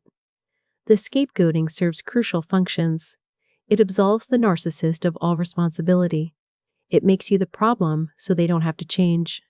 It keeps you focused on fixing yourself rather than recognizing their issues. And it ensures that the narcissist's self-image as blameless victim remains intact. You internalize the scapegoat role. Maybe you are the problem. Maybe if you were better, smarter, more supportive, less demanding, the relationship would work. You focus enormous energy on self-improvement, trying to be good enough that you stop being the source of all problems. But nothing changes because you were never actually the problem. The narcissist needs a scapegoat. If you somehow became perfect, they'd just find new things to blame you for. The scapegoating often extends beyond the relationship. The narcissist tells others about what a problem you are, recruiting people to their narrative. You're cast as the difficult one, the unstable one, the source of chaos. This external scapegoating primes others to disbelieve you if you try to expose the narcissist's behavior. Breaking free from the scapegoat role requires recognizing that one person cannot be responsible for all problems in a relationship. If you're supposedly the source of every issue, the common denominator in every conflict, the cause of all stress, the narcissist has created a false narrative that serves their needs. Real relationships involve shared responsibility. Problems are addressed through mutual effort. The fact that the narcissist makes you responsible for everything while accepting responsibility for nothing reveals the manipulation at play. The sympathy play. Whenever you're upset with the narcissist, they flip the script. Suddenly, they're in crisis. They're sick, they're struggling, they're facing a disaster. Your anger or hurt gets redirected into sympathy and caretaking. This sympathy play is strategic timing designed to prevent you from holding them accountable. The pattern is telltale. You're about to confront them about bad behavior. Suddenly, they have a health crisis. You're angry about something they did. They break down crying about their traumatic past. You're setting a boundary. They reveal a new struggle that requires your support. The timing isn't coincidental. The narcissist deploys vulnerability and crisis to derail your legitimate grievances. The sympathy play works because you're a good person. You can't maintain anger at someone who's suffering. You can't enforce boundaries when they're in crisis. So you table your concerns, offering comfort instead of confrontation. The narcissist has successfully avoided accountability through strategic display of vulnerability. The crises might be real or exaggerated or fabricated. The point is the timing. If someone's personal disasters consistently coincide with moments you're trying to address their behavior, they're using crisis to manipulate. Real crises happen randomly. Weaponized crises happen precisely when the narcissist needs to avoid consequences. Breaking through the sympathy play requires recognizing the pattern and understanding that genuine crisis doesn't erase the need for accountability. The conversation you need to have can happen later, but it does need to happen. If every attempt to address issues gets derailed by the narcissist's crises and the conversation never actually happens, you're not dealing with unfortunate timing. You're dealing with manipulation through sympathy exploitation. Fostering learned helplessness. The narcissist creates situations where nothing you do makes a difference. You try different approaches to problems, but all fail. You express needs, but nothing changes. You set boundaries, but they're violated. Over time, you stop trying. This is learned helplessness, and it's one of the narcissist's most effective traps. Learned helplessness develops when someone experiences repeatedly that their actions don't produce desired outcomes. The psychologist Martin Seligman discovered this with dogs when shocked with no way to escape. They eventually stopped trying to escape even when escape became possible. The same happens to humans in narcissistic relationships. The narcissist ensures that your efforts to improve the relationship, to address problems, to get your needs met consistently fail. Your tries to communicate result in word salad or stonewalling. Your attempts to set boundaries result in violations and punishment. Your expression of needs results in mockery or dismissal. Eventually, you stop trying. What's the point? Nothing works anyway. This learned helplessness serves the narcissist perfectly. You've stopped advocating for yourself. You've stopped trying to leave. You've accepted that things won't change. You've become passive and compliant, exactly where the narcissist wants you. The helplessness extends beyond the relationship. You might stop trying to advance your career, maintain friendships, pursue goals. If nothing matters and nothing changes regardless of effort, why try? The depression that often accompanies learned helplessness is a rational response to an irrational situation. Breaking through learned helplessness requires understanding that your efforts failed not because you're ineffective, but because the narcissist actively prevented success. In a healthy situation, your efforts would produce results. The problem isn't your helplessness. The problem is the person ensuring that no effort you make succeeds because your empowerment threatens their control. The mask in public, the narcissist is charming, charismatic, attentive, and kind. In private, they're cold, cruel, and controlling. This mask creates a situation where no one believes you when you describe the abuse. How can you complain about someone so wonderful? Everyone loves them. They're so charming. You must be exaggerating. The public mask is carefully maintained. The narcissist is funnier, kinder, more generous in public than they ever are with you privately. They might be affectionate with you in front of others, but cold the moment you're alone. The contrast is jarring and crazy-making. The mask serves multiple purposes. It makes the narcissist look good, feeding their need for admiration. It creates witnesses to their goodness who will defend them against your accusations. It makes you doubt yourself if they can be so great publicly. Maybe you are the problem. And it isolates you because no one understands what you're experiencing. People who only see the public persona can't comprehend the private reality. They think you're lying, exaggerating, or mentally unwell. The narcissist might have deliberately cultivated relationships where these people will side with them over you, making your isolation complete. The fact that the narcissist can control their behavior publicly proves that private cruelty is a choice. If they can be kind and controlled in front of others, they could be kind and controlled with you. They choose not to because they get what they want through cruelty and control, and they know they can get away with it privately in ways they can't publicly. Breaking through the mask requires trusting your private experience over public performance. What happens behind closed doors is the truth. The public mask is the lie. Someone who treats you well only when others are watching doesn't actually treat you well. They're performing for an audience, while the real them only emerges when that audience. Monopolizing conversations. Every conversation becomes about the narcissist. You start to share something about your day, and within moments, they've redirected the conversation to themselves. You can't finish a story without them interrupting with their own related or unrelated story that centers them. You try to express a feeling, and suddenly it's about their feelings. This conversational narcissism ensures that your experiences, thoughts, and feelings never get full airtime. The monopolization isn't just rude, it's strategic. By preventing you from being heard, the narcissist ensures that your perspective, your needs, and your experiences don't matter in the relationship. The only reality that gets acknowledged is theirs. Over time, you stop trying to share. You learn that your stories will be interrupted, your feelings will be redirected to theirs, your experiences will be compared and found less interesting than theirs. You become a listener, an audience, a supporting character in the narcissist show. The few times you persist in trying to be heard, the narcissist might make it so unpleasant that you regret trying. They zone out obviously, check their phone, change the subject rudely, or frame your attempt to share as boring them. The message is clear: your stories don't matter, only theirs do. Healthy conversation involves turn-taking, active listening, and mutual interest in each other's lives. If someone consistently monopolizes conversations and makes it impossible for you to feel heard, they're demonstrating that your inner life is irrelevant to them. They're not interested in you as a person. They're interested in you as an audience for themselves.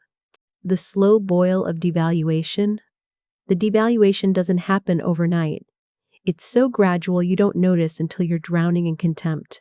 First, a small criticism, then another, then a backhanded compliment, then an eye roll. The negative comments increase in frequency and severity so slowly that each one seems like a small thing not worth addressing. But the cumulative effect is devastating. The slow boil serves the narcissist by preventing you from reacting appropriately. If they'd started with overt contempt and cruelty, you'd have left. But they started with small comments that seemed minor, and by the time the contempt is overt, you've been conditioned to accept it. You've adapted to each temperature increase without recognizing you're being boiled alive. The gradual nature also makes it hard to identify when things got bad. You can't point to a moment when respect disappeared because it faded so slowly. The narcissist can claim you're imagining the shift, that they've always talked to you this way, that you're being oversensitive, but you're not. The contempt is real. It just accumulated so gradually that fighting it feels like fighting a fog. Breaking free requires comparing how they treated you at the beginning to how they treat you now. The contrast reveals what gradual adaptation has normalized. Past you wouldn't tolerate how present you is being treated. The slow boil made you accept what should have been unacceptable. Punishing your success, you achieve something. The narcissist's response is punishment disguised as something else. They start a fight, become distant, criticize you, or create a crisis that overshadows your success. Your achievements threaten the narcissist's sense of superiority, so they must be negated, diminished, or destroyed. The punishment might be overt, direct criticism of your achievement, downplaying its significance, pointing out what you didn't accomplish, or covert emotional withdrawal, sulking, sudden health problems, or manufactured drama that steals focus from your success to their crisis. Either way, the message is clear. Your success is a problem. You learn not to share good news because it triggers punishment. You downplay your achievements to avoid threatening the narcissist. You might even begin to unconsciously sabotage yourself, failing at things you could have succeeded at because success has become associated with punishment rather than celebration. The narcissist should be your biggest cheerleader. The fact that they're your biggest obstacle reveals their insecurity and their need to keep you small. They can only feel big when you're made to feel small. Your success reminds them of their own failures or threatens the hierarchy where they're superior and you're inferior.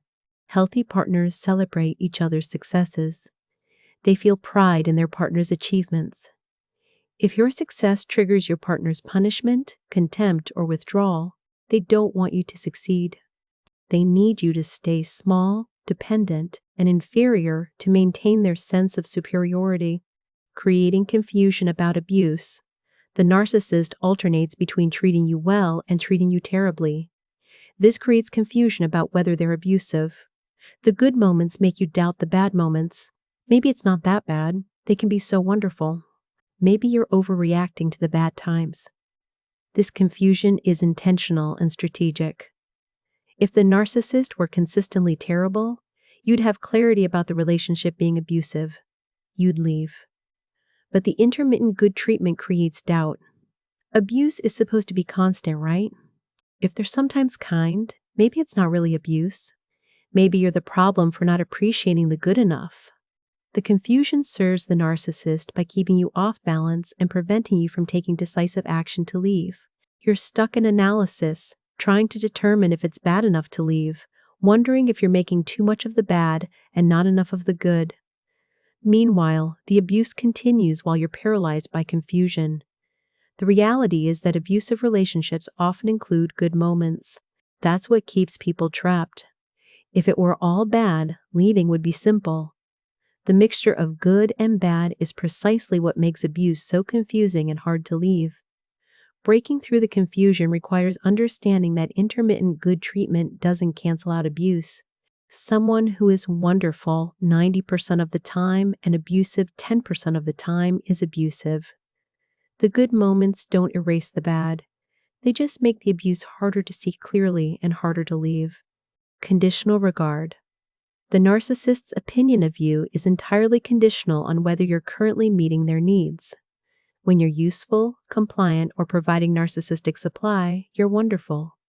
When you have needs, set boundaries, or fail to provide what they want, you're worthless. This conditional regard means you never feel secure in the relationship. You could be adored today and despised tomorrow based not on any change in you, but on whether you're currently serving the narcissist's purposes. The instability this creates is profound. You can't develop secure attachment when regard is so contingent. You're always performing, always trying to be good enough, always on trial. The moment you slip up, fail to meet a need, or prioritize yourself, the regard evaporates. Conditional regard differs from healthy relationships where partners maintain baseline love and respect even during conflicts. Healthy partners might be disappointed or angry, but they don't completely devalue you as a person. The narcissist does. When you're not useful, you're not just disappointing. You're completely without value. The narcissist's regard is entirely transactional. You're valued for what you provide, not for who you are. This means you can never rest, never just be yourself, never feel secure that you're loved unconditionally. Every moment of regard must be earned and can be lost at any moment. Breaking free requires understanding that conditional regard isn't love, it's a transaction. You deserve to be valued as a human being, not as a tool that's useful when serving someone else's needs and worthless when you're not. Manufacturing dependency. The narcissist systematically undermines your independence. They discourage your self-sufficiency, create situations where you need them, take over tasks you could do yourself, and make themselves indispensable. This manufactured dependency ensures you can't easily leave because you've come to depend on them for things you should be able to handle independently. The dependency might be emotional. You're so conditioned to seek their approval that you can't trust your own judgment. It might be practical. They handle everything, so you've lost skills or confidence. It might be financial. They control money or have sabotaged your career. It might be social. They've isolated you, so they're your only connection.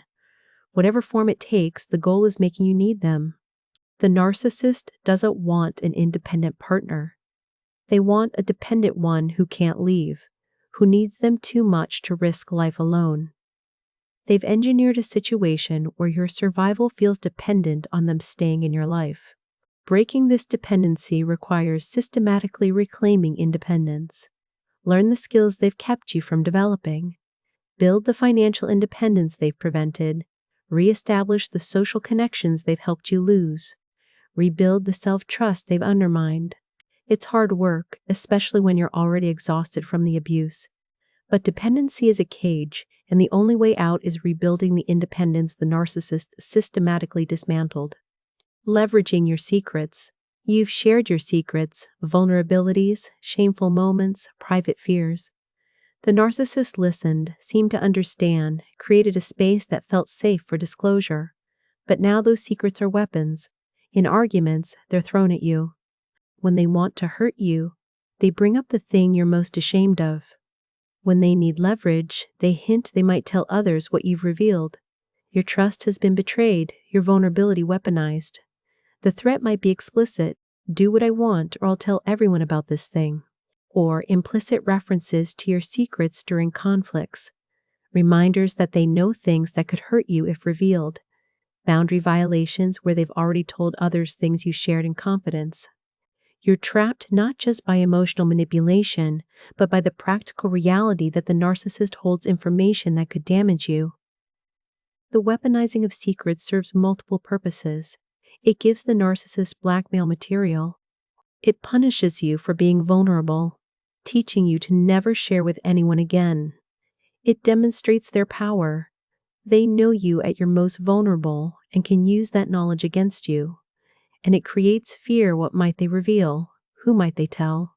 Your reputation, relationships, even your job might be at risk if the narcissist chooses to disclose what they know.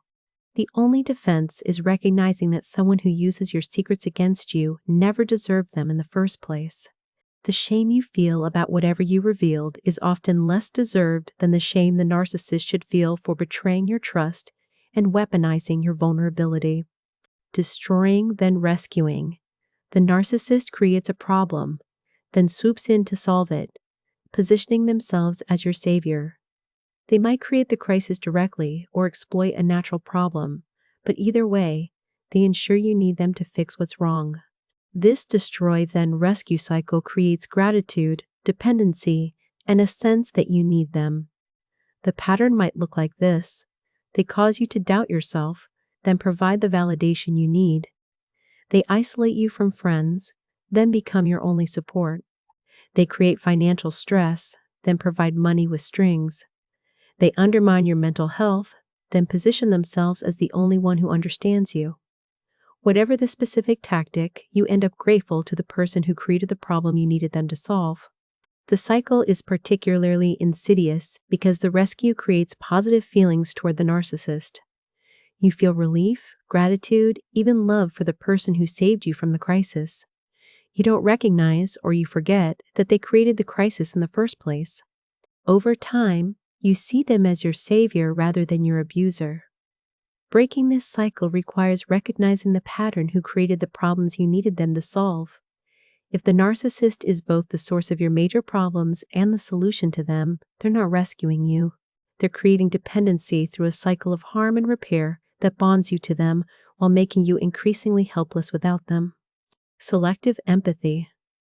The narcissist can show empathy, but only selectively. They might be deeply empathetic toward people they want to impress or situations that reflect back on them. But toward you, especially when you need empathy most, they're cold, dismissive, or turn it around to be about them.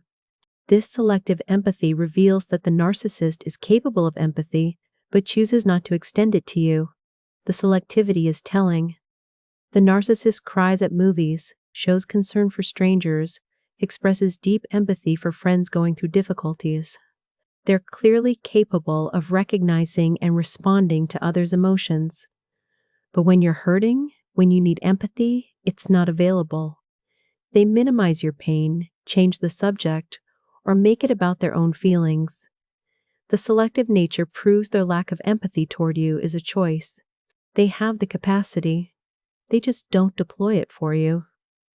This might be because your pain inconveniences them, because acknowledging your hurt would require acknowledging their role in causing it, or because they simply don't care about your emotional experience. Whatever the reason, the effect is clear. You don't matter enough to warrant the empathy they readily give others. The selective empathy creates confusion. How can someone so empathetic to others be so cold to you? You might blame yourself. Maybe you're not expressing your needs well. Maybe you don't deserve empathy. Maybe you're too needy. But the problem isn't you. The problem is that the narcissist has decided you're not worthy of the empathy they're clearly capable of extending when they choose to. Boundary violation as proof of love. The narcissist violates your boundaries and frames it as evidence of how much they care. They show up unannounced because they missed you. They go through your phone because they love you so much. They make decisions for you because they want to take care of you. Every violation is repackaged as devotion. This framing makes it nearly impossible to object to boundary violations without seeming ungrateful or like you don't recognize love. How can you complain about someone caring too much? How can you object to someone who loves you so intensely they can't help crossing lines? The narcissist has positioned boundary violations as proof of depth of feeling rather than lack of respect. The reality is that love respects boundaries. Caring about someone means honoring their stated limits. Someone who continuously violates your boundaries while claiming it's because they love you is either confused about what love means or lying about their motivations. Usually the latter. The violations aren't about love, they're about control. Breaking through this reframing requires stating clearly love respects my boundaries. If you cared about me, you'd honor my limits. Violating them isn't devotion, it's disrespect. The narcissist's reaction to this clarity will be telling. If they continue to violate boundaries while claiming it's for your own good or proof of their love, they're revealing that control matters more to them than your comfort or consent. Playing referee in your conflicts. When you have a conflict with someone else, the narcissist inserts themselves as mediator or referee. They offer to talk to the person, to smooth things over, to help resolve the issue. But their intervention makes things worse. They misrepresent what you said, add inflammatory details, or position themselves as the reasonable one dealing with difficult you and difficult them. This referee role serves multiple purposes. It puts the narcissist at the center of your social dynamics. It gives them power over your relationships. It provides opportunities to manipulate narratives. And it positions them as helpful, mature, and reasonable while actually creating more conflict. You might not even realize they're making things worse because you weren't present for the conversations. You only know that after the narcissist tried to help, the situation somehow deteriorated. Conflicts that could have been resolved directly become tangled messes once the narcissist gets involved. The referee role also lets the narcissist gather information from both sides, play people against each other, and manipulate outcomes to serve their interests. They're not trying to resolve conflict. They're trying to control it and to ensure all conflict goes through them, giving them maximum leverage and information. Healthy responses to others' conflicts involve staying out unless specifically asked to help, and then facilitating direct communication rather than serving as go-between. If someone consistently inserts themselves into your conflicts and things consistently get worse after their involvement, they're not helping. They're manipulating for their own purposes while appearing helpful. Testing through minor betrayals. The narcissist commits small betrayals to test your reaction. They share something you asked to remain private, but just to one person. They make plans without consulting you, but claim it flipped their mind. They cross a small boundary you set, but insist it wasn't a big deal. These minor betrayals are tests. Will you enforce your boundaries? Will you tolerate disrespect? How much can they get away with? Your reaction to minor betrayals determines how far the narcissist will escalate. If you let them slide, you've taught them your boundaries aren't real. If you enforce consequences, they know you'll defend your limits. Most people let minor betrayals slide. It wasn't that bad. They didn't mean it. It's not worth the conflict. The narcissist is counting on this. Each minor betrayal you accept normalizes boundary violation and clears the way for larger betrayals. The testing is strategic and calculating. The narcissist is gathering data about your limits, your willingness to confront, your tolerance for mistreatment. They're building a blueprint of exactly how far they can go. Breaking this pattern requires taking minor betrayals seriously. Each violation, no matter how small, deserves address. The narcissist minimizes you're making a big deal out of nothing. But you're not. You're enforcing boundaries before they escalate to major violations. The narcissist's minimization reveals they understand exactly what they're doing, testing to see how much they can get away with. Withholding basic respect, the narcissist treats strangers, acquaintances, even people they dislike with more basic respect than they treat you. They're polite to the cashier but rude to you. They're considerate of coworkers but dismissive of you. They show basic human decency to everyone except you. This differential treatment reveals that you're lower in the hierarchy than strangers. You deserve less respect than random people they interact with. The withholding of basic respect might include talking over you, ignoring what you say, dismissing your opinions, interrupting constantly, or being generally rude in ways they wouldn't be to others. The narcissist can be charming and respectful when they want to be. They just don't want to be with you. The differential treatment creates confusion and hurt. If they can be so respectful to others, why not you? You might conclude you don't deserve respect, that something about you makes you unworthy of the basic consideration they extend to everyone else. But the truth is simpler. They don't respect you because they don't have to. You're trapped, committed, bonded to them. They can treat you worse than they treat strangers because strangers can walk away, but they believe you won't. Breaking through this requires recognizing that you deserve, at minimum, the same respect they show strangers. If someone treats literally everyone better than they treat you, you're not in a relationship. You're being used, and the person using you doesn't even bother to hide their contempt. Creating artificial scarcity, the narcissist creates scarcity of their time, attention, affection, or resources to increase its perceived value. They're always busy, always unavailable, always stretched thin. Getting time with them feels like a privilege. Receiving their attention feels like winning a prize.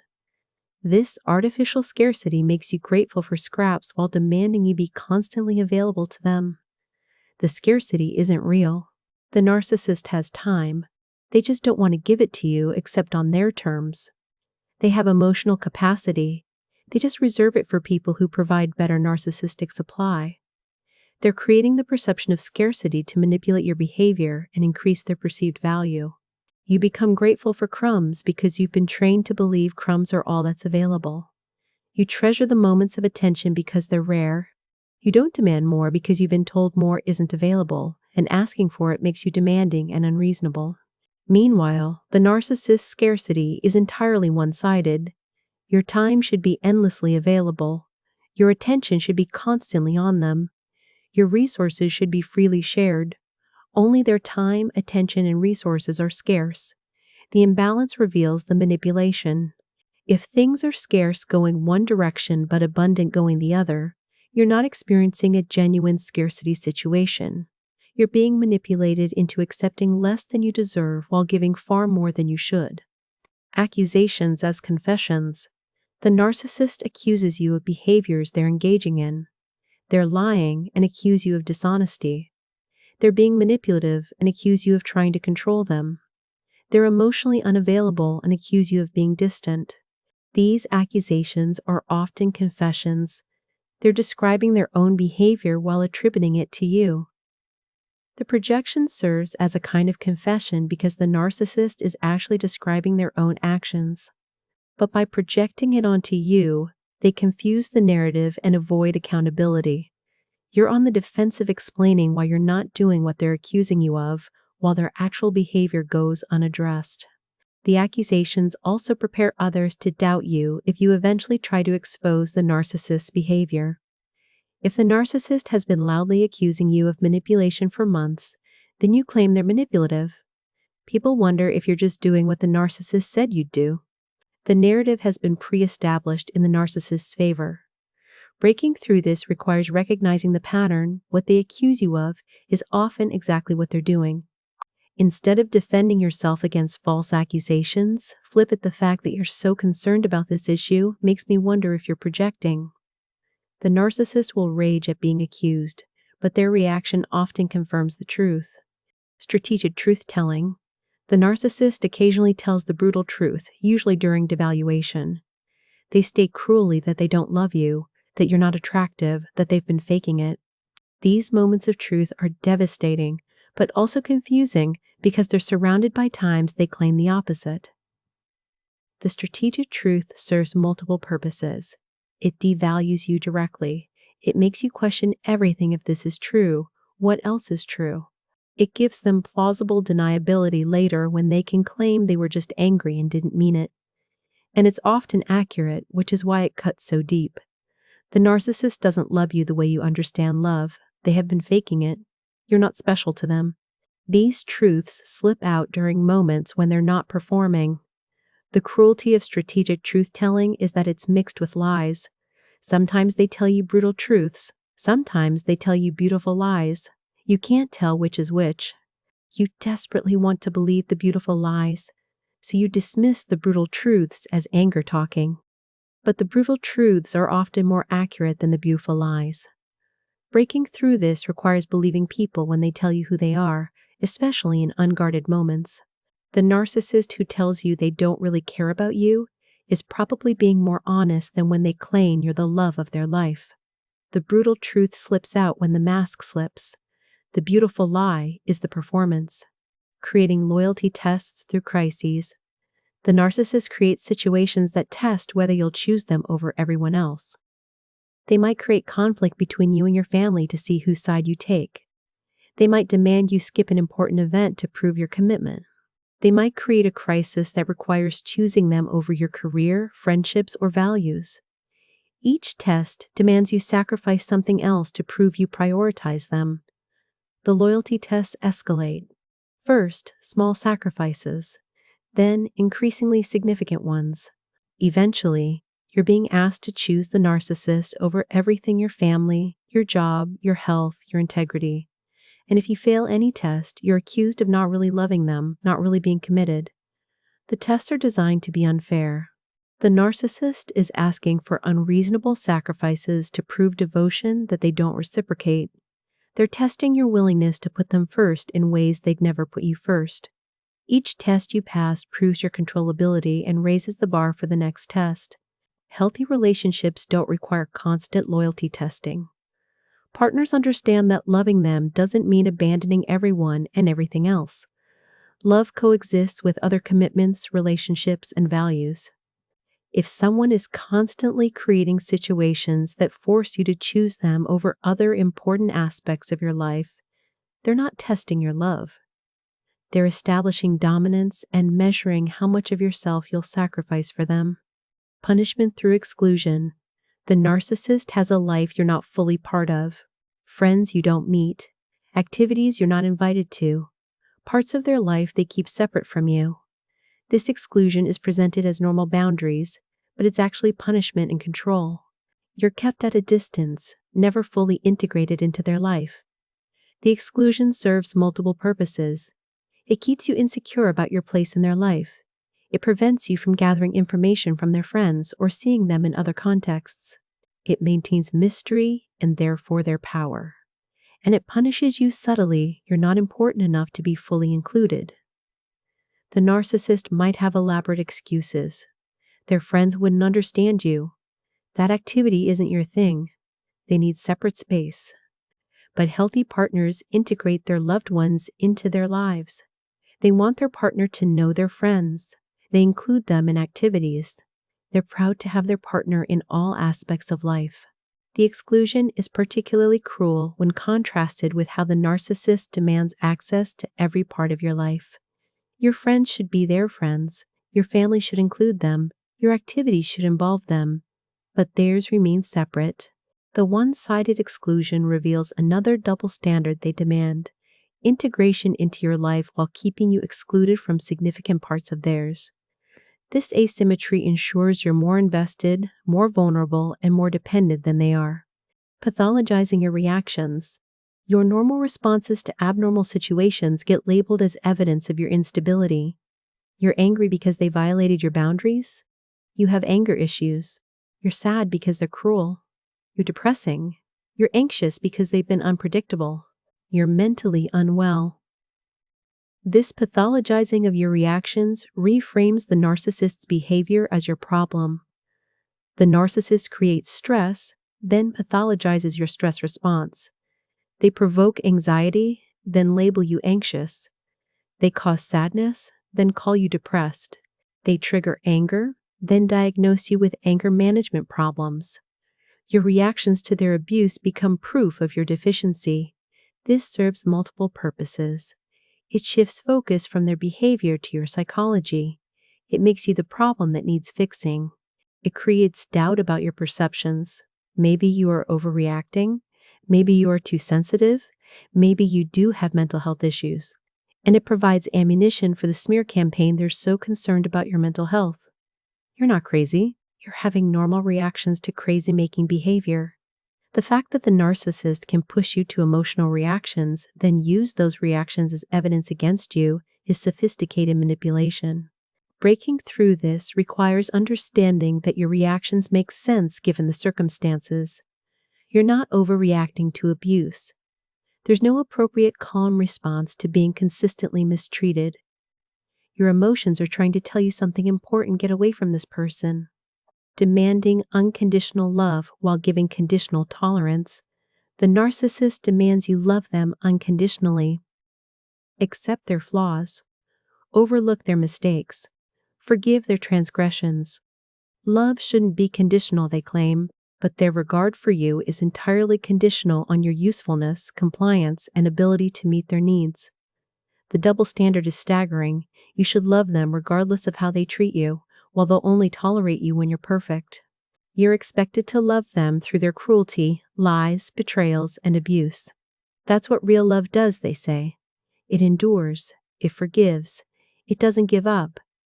But they give up on you the moment you have needs, show flaws, or fail to meet their standards. Their regard is entirely contingent on your performance. The asymmetry creates an impossible situation. You're pouring unconditional love into someone who only offers conditional tolerance. You're accepting unacceptable behavior because you believe love means acceptance.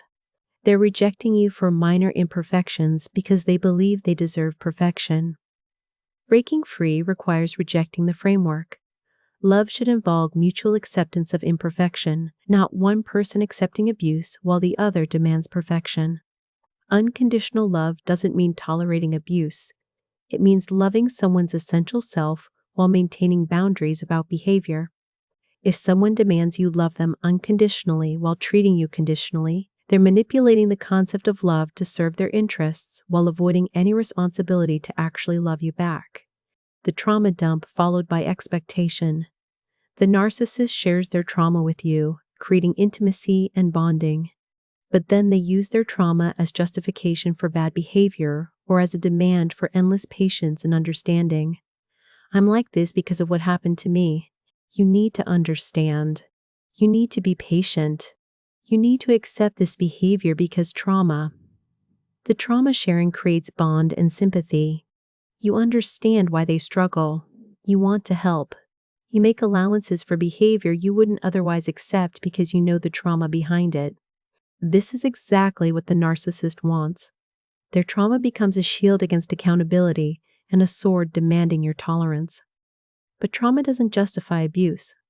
Understanding why someone behaves badly doesn't obligate you to accept that behavior. Everyone has trauma. It explains but doesn't excuse. The narcissist weaponizes their past pain to manipulate your present, demanding endless grace for behavior they could choose to change but won't. The expectation is also one-sided. Your trauma doesn't warrant the same patience. Your struggles don't justify your mistakes. The narcissist's trauma requires your endless understanding, but they show none toward your pain. You're expected to heal and cope and not let your past affect your behavior while they use their past as permanent justification for mistreating you. Breaking through this manipulation requires compassion without enabling. You can understand their trauma while maintaining boundaries about behavior. Their pain doesn't obligate you to accept your pain. Trauma explains, but it never excuses abuse. Recruiting your children against you. If you have children together, the narcissist turns them into weapons and allies against you. They might undermine your parenting, position themselves as the fun parent while you're the strict one, share inappropriate information with kids to turn them against you, or use the children to spy on you and report back. This parental alienation serves multiple purposes. It provides narcissistic supply through the children's adoration. It punishes you by damaging your relationship with your kids. It creates allies who will support the narcissist narrative. And it demonstrates power they can even control your relationship with your own children. The manipulation of children is particularly cruel because it harms innocence. Kids shouldn't be involved in adult conflicts or used as messengers, spies, or pawns. But the narcissist has no hesitation about damaging their own children's well-being to maintain control over you. The narcissist might tell children things about you that are designed to make them lose respect for you. They might position themselves as the victim of your behavior, recruiting children to feel sorry for them and angry at you. They might reward children for taking their side and punish them for showing loyalty to you. Breaking through parental alienation is difficult and often requires professional help. Document everything. Seek legal advice. Consider therapy for yourself and the children. And remember that eventually, as children mature, many recognize the manipulation for what it was and reconnect with the parent who was unfairly alienated. The truth often emerges, though sometimes not until children are adults. The Martyr Routine.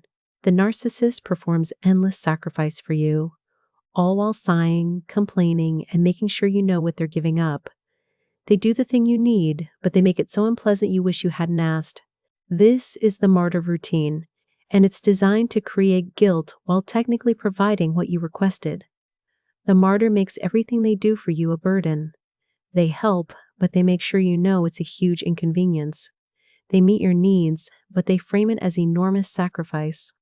The message is clear. You're asking too much, needing too much, demanding too much. You should be grateful they're willing to martyr themselves for someone as high maintenance as you. The performance serves multiple purposes. It makes you feel guilty for having needs. It positions the narcissist as noble and long-suffering. It ensures you hesitate to ask for anything in the future because it's such a production when they help. And it creates a debt they sacrifice so much for you. What are you sacrificing for them? Healthy partners help each other without performing martyrdom. They might occasionally be inconvenienced, but they don't weaponize that inconvenience. They contribute to the relationship without keeping score or making sure you know how hard it is for them. If someone is constantly sighing, complaining, and making sure you know what a burden you are every time they do something for you, they're not actually being helpful or sacrificial. They're manipulating you into feeling guilty for having needs, so you'll stop asking and require nothing from them going forward. Dismantling your support system. The narcissist systematically dismantles your support system, but slowly enough that you don't notice until it's gone. They're subtly rude to your friends until you stop bringing them around. They create conflicts with family members until you distance yourself to keep the peace. They move you geographically away from your support network. They criticize your therapist until you stop going.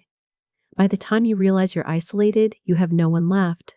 The dismantling is strategic. The narcissist identifies who might help you recognize the abuse or support you in leaving. Those people get targeted first. Friends who see through the narcissist's act. Family members who advocate for you. Therapists who might call out the dysfunction. These supports get systematically eliminated. The tactics vary. Sometimes direct, I don't like them, I don't want you seeing them. Sometimes indirect, creating drama every time you make plans with others until it's not worth the stress. Sometimes subtle, making negative comments about people in your life until you start to question those relationships yourself. The isolation serves the narcissist perfectly. With no outside perspectives, their version of reality is the only one you hear. With no support system, leaving becomes practically impossible. With no one to validate your perceptions, you doubt yourself. You're completely dependent on the narcissist for connection, leaving you vulnerable and trapped. Breaking through this requires recognizing the pattern and systematically rebuilding your support system, even if the narcissist punishes you for it. Reconnect with people they drove away. Make new friends. Go to therapy. Build a network that can support you when you're ready to leave or can help you set boundaries if you're staying. The charm offensive after exposure. You've finally told someone about the abuse. You've exposed them. The narcissist's response is a charm offensive toward you and especially toward whoever you told. They become the model partner. They're attentive, kind, apologetic. They're demonstrating to witnesses that you must have been exaggerating because look how wonderful they are. The charm offensive serves multiple purposes. It makes you look like a liar. Who would believe someone this charming could be abusive? It creates doubt in witnesses. Maybe you were overreacting. Look how hard they're trying now.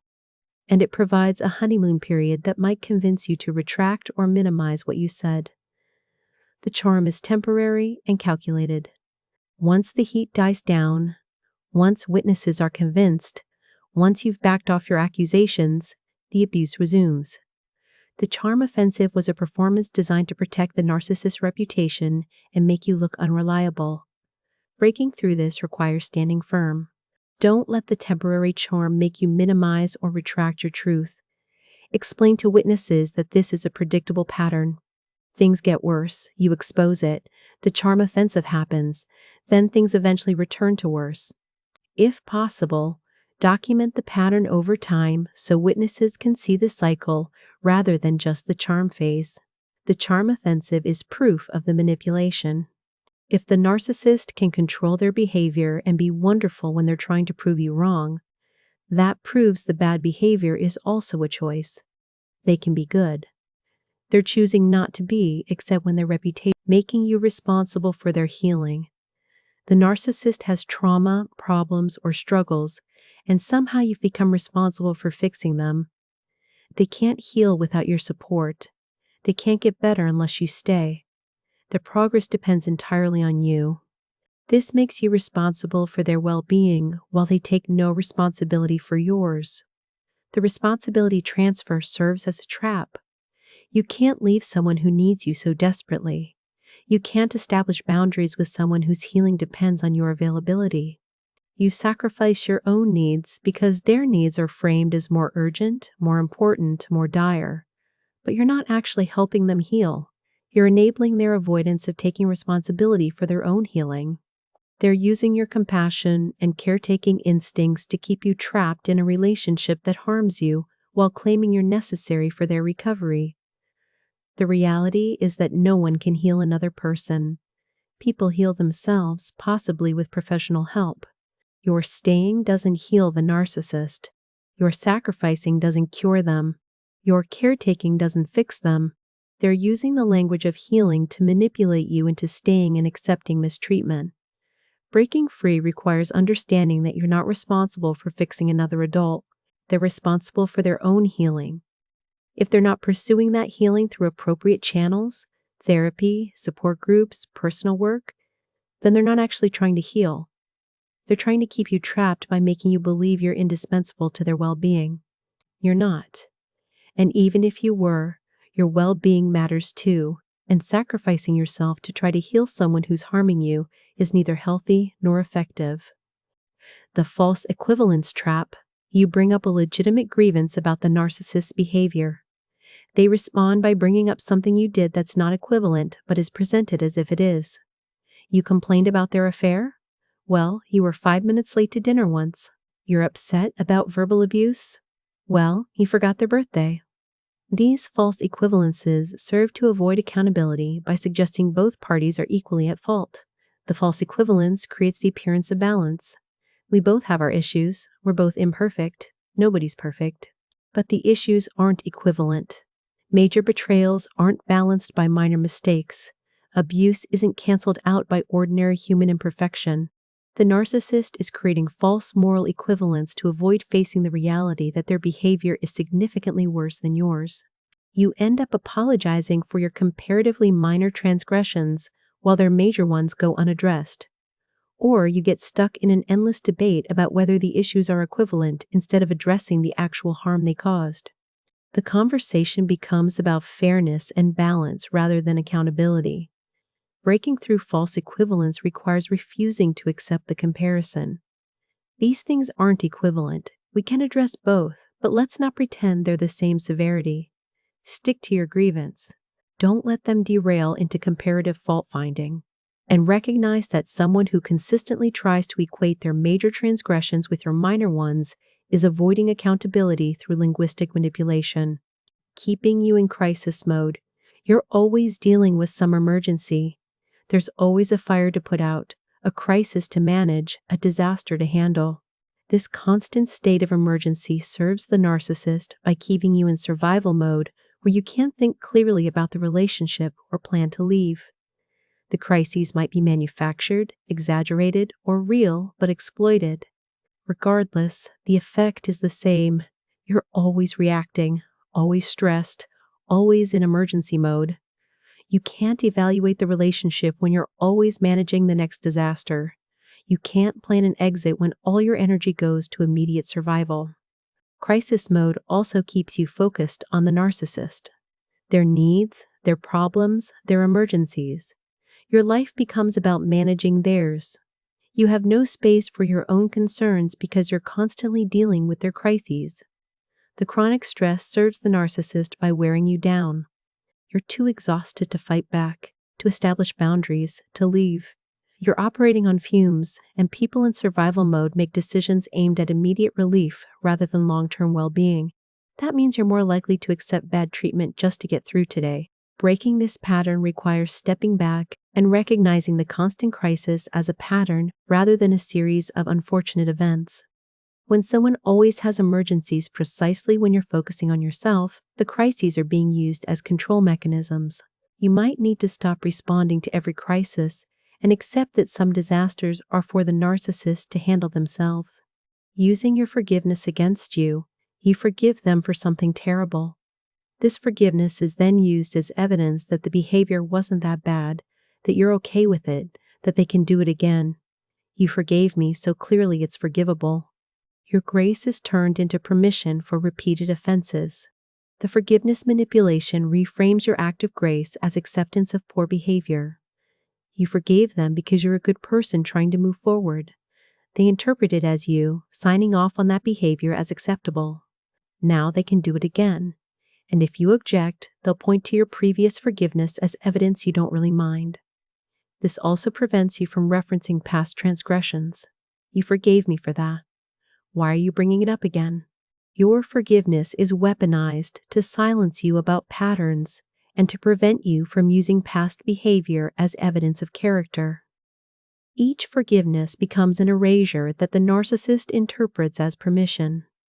The reality is that forgiveness doesn't mean forgetting or accepting repetition. You can forgive a transgression while still recognizing it as unacceptable and expecting it never happens again. If someone uses your forgiveness as license to repeat offenses, they didn't understand or deserve the forgiveness. They manipulated your grace into enabling their continued bad behavior. Setting boundaries requires clarifying. I forgave you for that specific past incident. That doesn't mean I accept it if it happens again. Forgiveness isn't a blank check for future bad behavior, and someone who treats it as such is manipulating your grace to justify their ongoing mistreatment. The grand gesture that costs you. The narcissist makes a grand gesture that seems selfless but actually costs you. They throw you a surprise party when you hate surprises, inviting people you specifically didn't want there. They make a big purchase for you that you have to help pay for. They volunteer you for something without asking. These grand gestures look generous but serve the narcissist while imposing costs on you. The gesture benefits them in multiple ways. They look good. What a thoughtful, generous partner. You look bad if you're not grateful.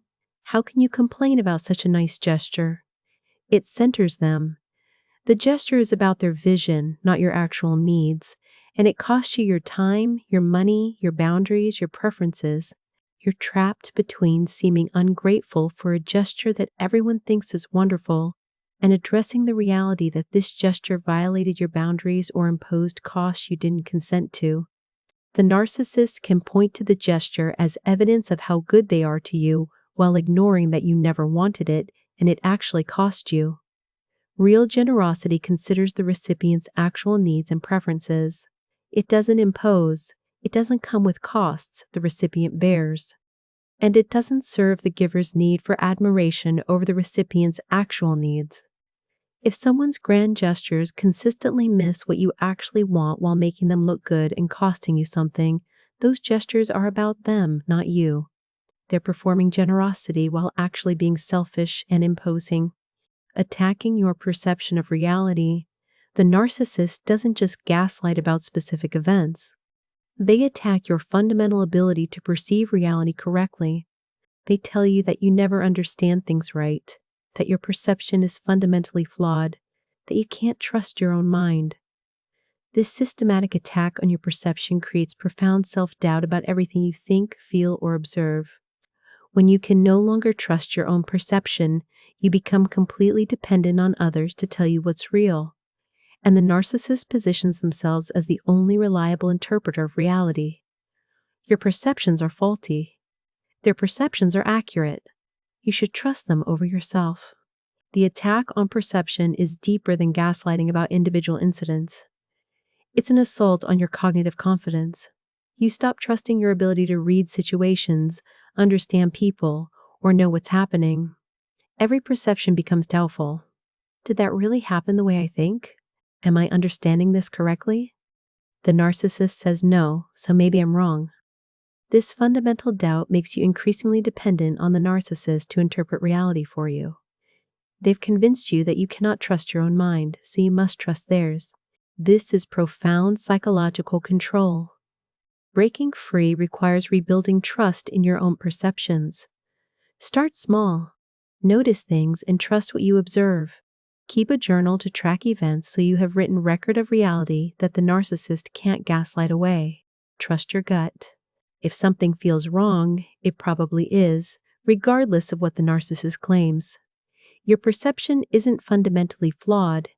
It's being deliberately undermined by someone who benefits from your self-doubt. The implied threat. The narcissist doesn't make direct threats.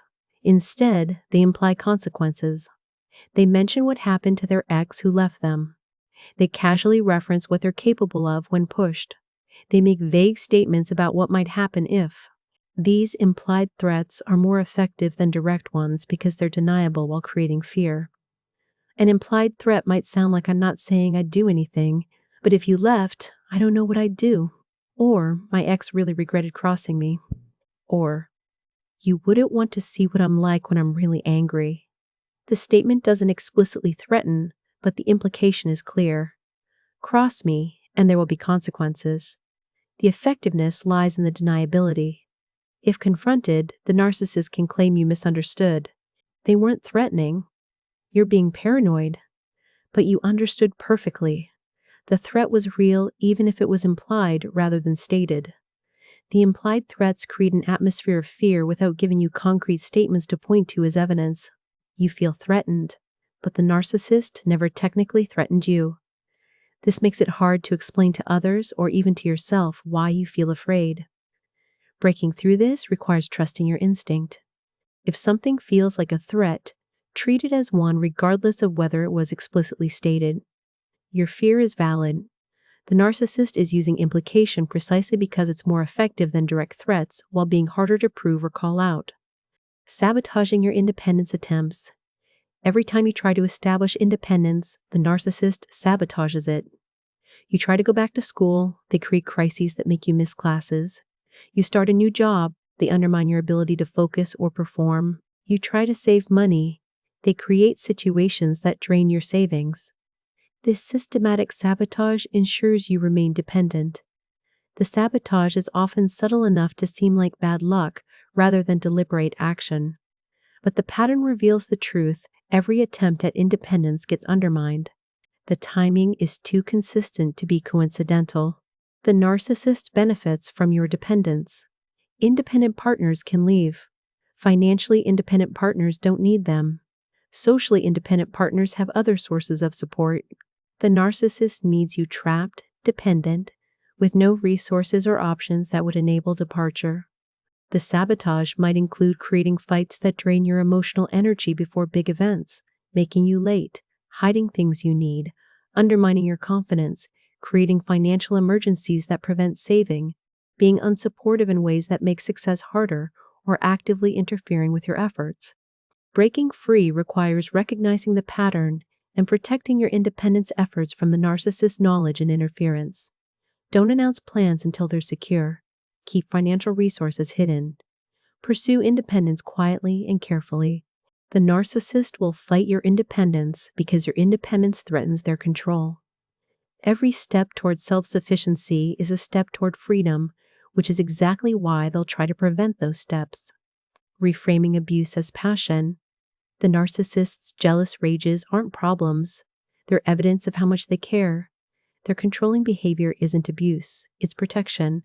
Their intensity isn't unhealthy, it's passion. This reframing takes clearly problematic behavior and presents it as romantic or evidence of deep feelings. The reframing is dangerous because it normalizes abuse. You start to believe that love is supposed to be intense, that passion includes jealousy, that caring means controlling. The narcissist has redefined abuse as evidence of love, making you grateful for mistreatment and suspicious of healthy behavior that feels less intense. This reframing often includes cultural narratives about passionate love. They can't help themselves because they love you so much. Their possessiveness proves you're special to them. Their intense reactions show the depth of their feelings. All of these are lies. Healthy love doesn't include rage, control, or possession. Those aren't passion, they're abuse. Breaking through this reframing requires understanding that intensity isn't the same as love. Someone can be calm and still care deeply. Someone can be non-controlling and still be committed. Someone can be stable and still feel passion. The equation of abuse with love is manipulation designed to make you accept mistreatment as romantic. Real love is respectful, boundaried, stable, and safe. If someone is asking you to accept rage, jealousy, control, or intensity as proof of their love, they're redefining abuse as romance. That's not passion. That's danger dressed up in pretty language, making you earn basic decency. The narcissist treats basic decency as a reward you must earn rather than a baseline you deserve. Respect, kindness, consideration. These aren't given freely. They're dispensed based on your compliance, your usefulness, your ability to meet their needs. You must be good enough to warrant basic human treatment. This transactional approach to decency creates an impossible standard where you're constantly working to earn what should be freely given. Basic kindness becomes a prize for perfect behavior. The moment you slip up, have needs, or displease them, even basic courtesy gets withdrawn. You're treated with contempt or coldness until you've proven yourself worthy of decent treatment again. The framework is profoundly dehumanizing. You're not inherently deserving of respect. You must earn it repeatedly through perfect compliance. And the standards keep changing, ensuring you can never rest, never feel secure that you've done enough to warrant continued decent treatment. Healthy relationships start with a baseline of mutual respect and basic decency that persists even during conflicts. Partners might be disappointed or frustrated, but they don't withdraw basic human consideration. If someone treats basic decency as something you must earn through compliance, they're not offering a relationship. They're offering a performance where you're constantly auditioning for the role of someone worthy of basic respect.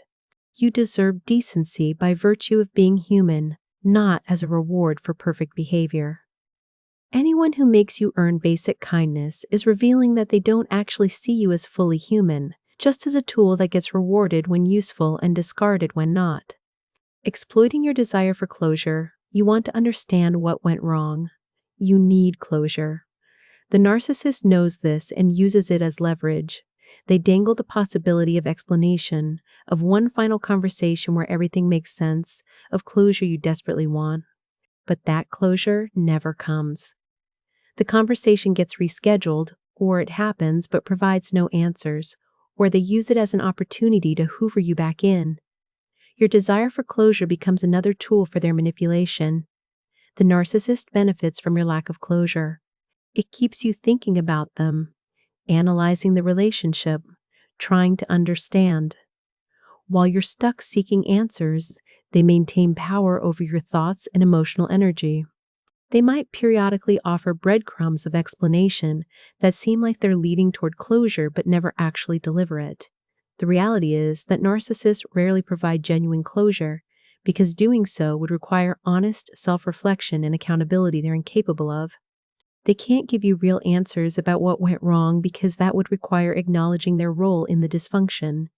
Instead, they'll offer explanations that blame you, that minimize their behavior, or that are deliberately vague and unsatisfying. Breaking free requires creating your own closure. You don't need the narcissist's explanation or permission to move on. You can decide the relationship is over, accept that you may never fully understand their behavior, and choose to stop seeking answers from someone incapable of providing them. Closure is something you give yourself, not something you wait for someone else to provide. The narcissist knows you want it, which is exactly why they'll never give it. Withholding closure is their final act of control, turning your virtues into vices. The qualities that make you good become twisted into flaws. You're not caring, you're codependent. You're not loyal, you're a doormat. You're not forgiving, you're weak. You're not patient, you're passive. The narcissist reframes your positive qualities as pathological, turning your strengths into evidence of your deficiency. This reframing serves multiple purposes. It justifies their mistreatment. How can they respect someone so weak, so pathological? It makes you doubt your own positive qualities, eroding self-esteem. It prevents you from using those qualities to establish boundaries or leave because you've been convinced those qualities are actually problems you need to fix. The twisted logic is particularly damaging because you might actually work on fixing qualities that aren't problems. You try to be less caring, less forgiving, less patient, believing these are flaws rather than virtues being exploited. You're doing the narcissist's work for them, dismantling your own positive qualities because you've been convinced they're pathological. Meanwhile, the narcissist's actual flaws get reframed as strengths. Their cruelty is honesty. Their control is leadership. Their selfishness is self-care. Their lack of empathy is rationality. They've created a reversed moral universe where your virtues are vices and their vices are virtues. Breaking through this requires reclaiming your qualities as strengths. Caring is good. Loyalty is valuable. Forgiveness is powerful. Patience is a virtue. These qualities aren't your problems. The person exploiting them is the problem. In a healthy relationship, your virtues would be appreciated and reciprocated, not twisted into evidence of your deficiency. The narcissist's need to reframe your strengths as weaknesses reveals their own inadequacy, not yours. The perpetual audition, you're never secure in your position. You're always auditioning, always proving yourself worthy of continued relationship.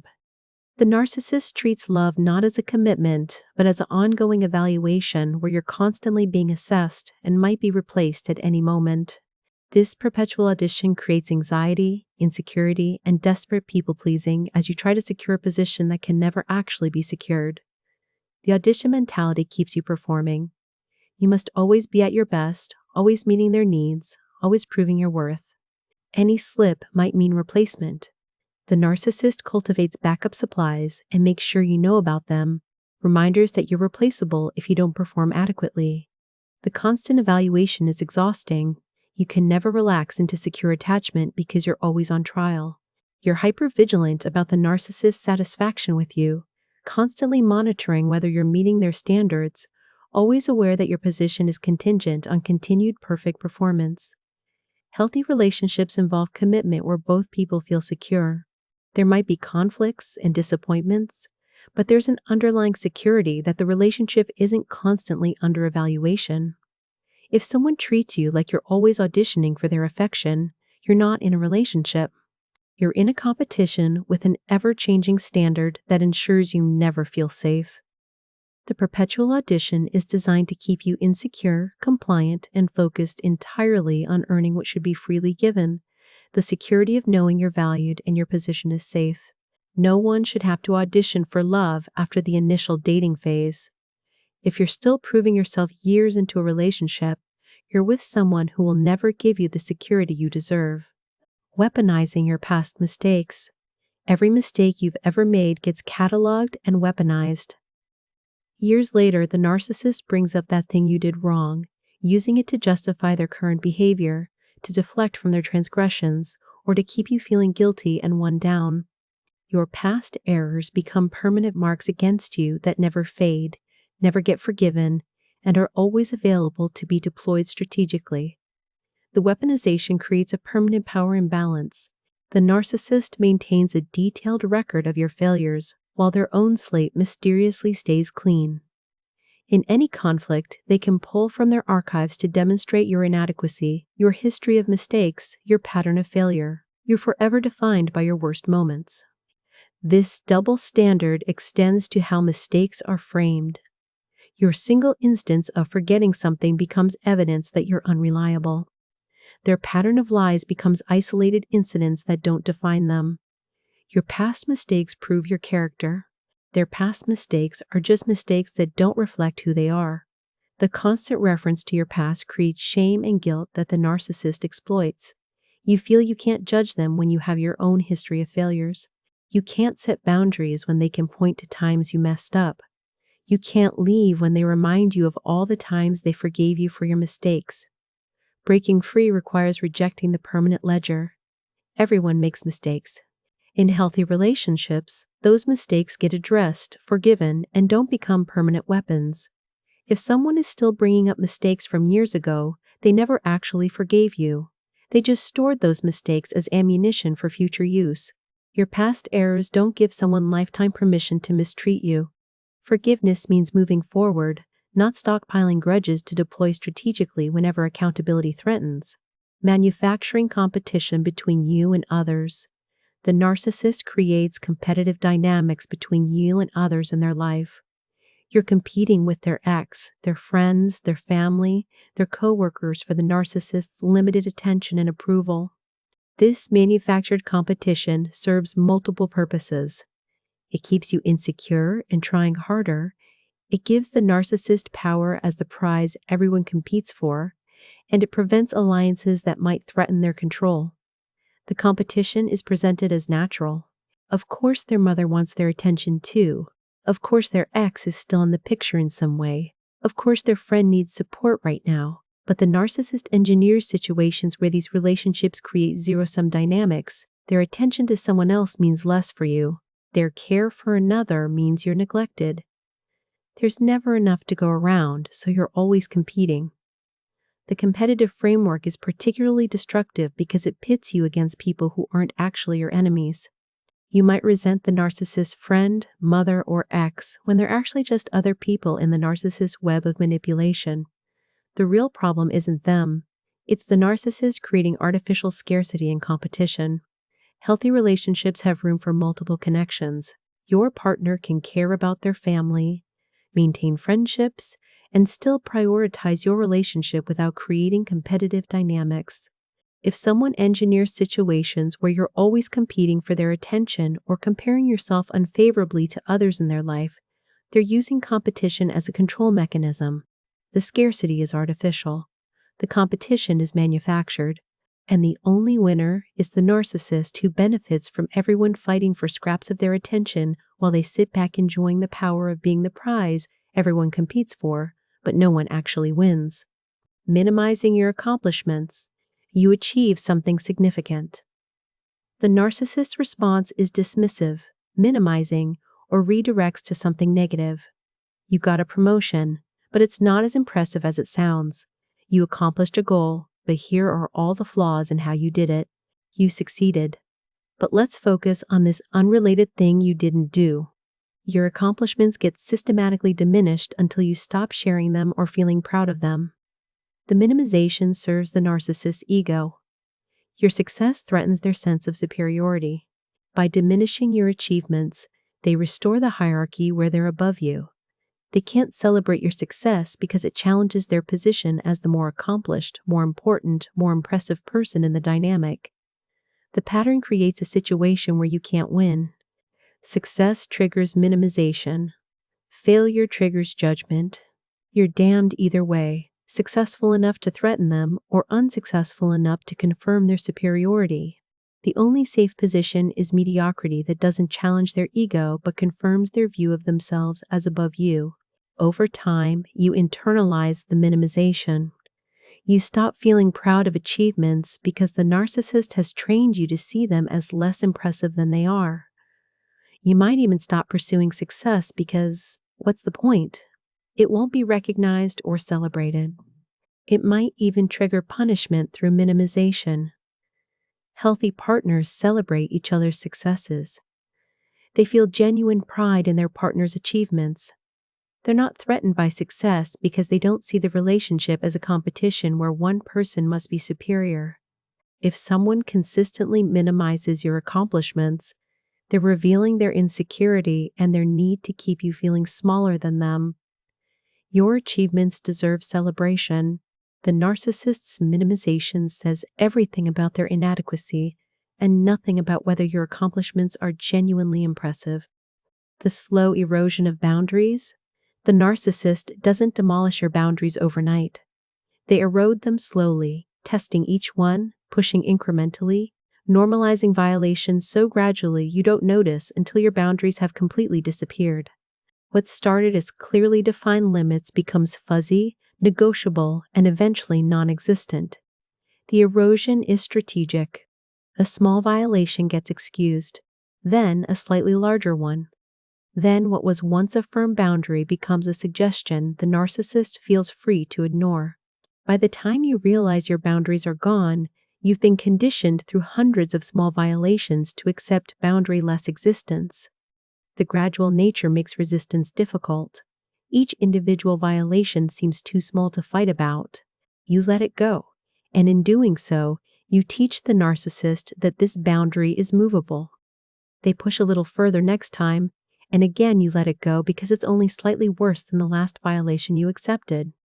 Before long, boundaries that were once firm have been eroded entirely. The erosion also includes reframing.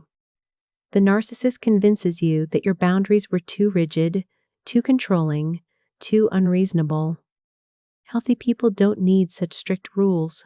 Your boundaries get pathologized until you're apologizing for having them and voluntarily relaxing them to prove you're not controlling. Breaking this pattern requires recognizing the slow erosion for what it is: deliberate boundary dissolution. Reinstate your boundaries firmly, understanding that the narcissist will resist because they've grown accustomed to operating without limits. Expect pushback when you reestablish boundaries that have been eroded but hold firm. Your boundaries were reasonable from the start. The narcissist's systematic violation of them doesn't make them unreasonable. It makes the narcissist disrespectful and unsafe. Tactical incompetence. The narcissist pretends they can't do things they're perfectly capable of doing. They're helpless at tasks they find boring or that should be their responsibility. This tactical incompetence ensures you handle everything while they get to play helpless and incompetent as an excuse for non-contribution. The incompetence is selective and strategic. The narcissist is perfectly competent at things that benefit them or make them look good. But basic relationship responsibilities, household tasks, anything that requires actual contribution, suddenly they're helpless. They don't know how. They can't figure it out. They need your help. And if you don't help, the task doesn't get done, so you end up doing it to avoid the consequences of their deliberate incompetence. The tactic serves multiple purposes. It gets them out of work. It positions them as needing your help, which feeds their narrative of your importance to them. It creates a parent-child dynamic where you're responsible for everything, and it gives them cover. They're not lazy or refusing to help. They just can't do it. The reality is obvious. If the narcissist can hold a job, manage their finances, navigate complex social situations, they're capable of learning basic tasks. Their incompetence is weaponized helplessness designed to manipulate you into doing everything. Breaking through tactical incompetence requires refusing to accept it. They can learn. They can figure it out.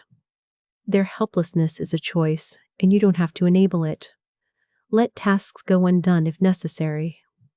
The consequences of their incompetence should fall on them, not you. And recognize that someone who is selectively competent, capable at work or in public, but helpless at home, is choosing incompetence strategically. That's manipulation, not genuine inability. Punishing your emotional expression, you express emotions, sadness, fear, anger, even joy, and the narcissist punishes you for it. Your sadness is annoying, your fear is weakness, your anger is unacceptable. Even your joy might be punished if it's not focused on them. This systematic punishment of emotional expression teaches you to suppress your feelings, becoming emotionally flat and disconnected from your own inner experience. The punishment takes various forms. They might mock your emotions, dismiss them as overreaction, get angry that you're feeling something they don't want to deal with, or withdraw affection until you suppress the feeling. The message is clear. Your emotions are problems that disturb their peace and must be controlled. Over time, you learn to hide all emotional expression. You cry privately. You suppress anger. You don't share joy. You become emotionally regulated to the point of disconnection, not because you've achieved healthy emotional management, but because you've been trained that expressing feelings results in punishment. The suppression serves the narcissist perfectly. They don't have to deal with your messy emotions. They don't have to provide support or comfort. They don't have to acknowledge that their behavior causes pain. Your emotional flatness makes their life easier while destroying your connection to your own inner experience. Healthy relationships involve mutual emotional expression and support.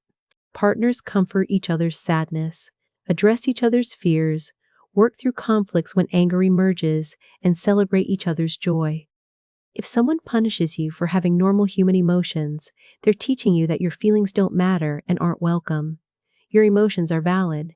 Someone who can't handle your emotional expression isn't capable of real intimacy. They want an emotional robot, not a human partner.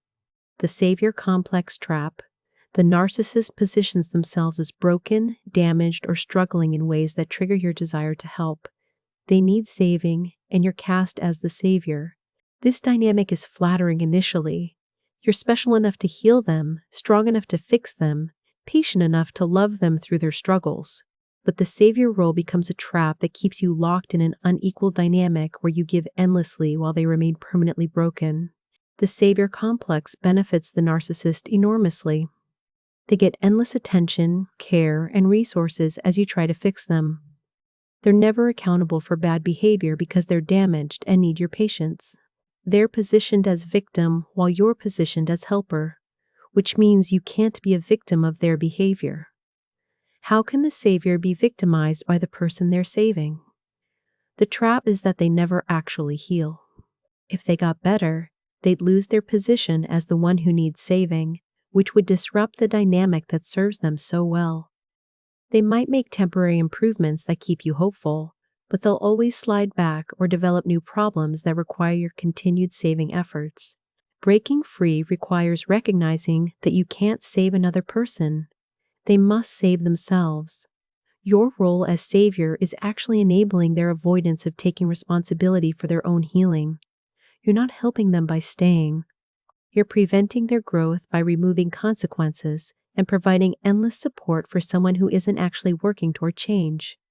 Real healing involves the person doing their own hard work, not someone else trying to fix them. If you've been trying to save someone for years and they're not substantially better, they're not someone who needs saving. They're someone using your savior complex to keep you trapped in a dynamic that serves them while exhausting you. Rewriting your history together. The narcissist rewrites the history of your relationship to suit their current narrative. Moments you remember as good are reframed as problematic. Times they were cruel are rewritten as justified. The entire arc of the relationship gets revised to support whatever story serves them now. You end up questioning your own memories as they insist events happen differently than you clearly recall. The historical revision serves specific purposes.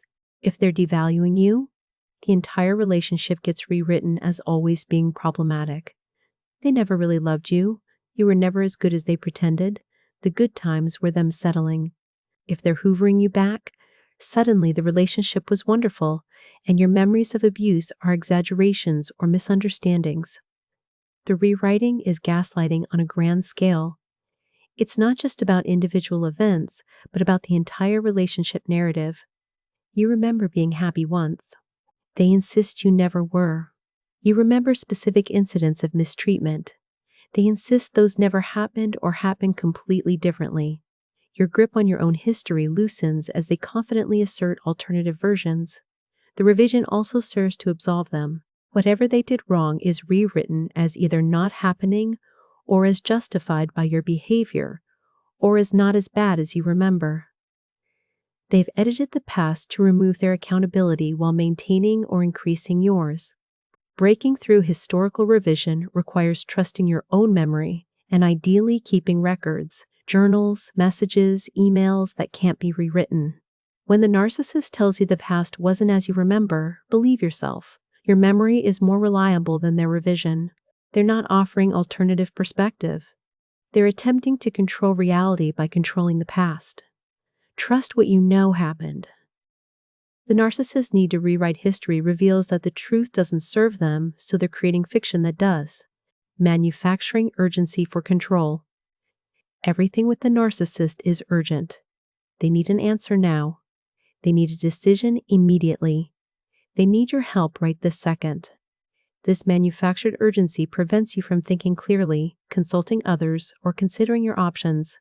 You're forced into reactive mode where you make decisions that benefit the narcissist because you don't have time to recognize that's what's happening. The urgency tactic eliminates your ability to process rationally. When everything is an emergency requiring immediate response, You can't step back and evaluate whether the urgency is real or whether the decision serves your interests. You react based on the pressure of the moment rather than what's actually good for you.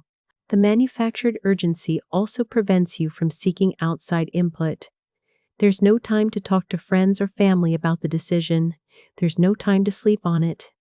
The narcissist needs your answer now, and the pressure to decide immediately prevents you from accessing the perspectives and support that might help you recognize the manipulation. Not all urgency is manufactured. Sometimes genuine emergencies exist, but the narcissist creates false urgency around things that aren't actually emergencies. They need an answer about moving in together right now. They need you to lend them money today. They need a commitment to their plan immediately. The urgency is designed to pressure you into compliance before you can recognize you're being manipulated. Breaking this pattern requires resisting the urgency.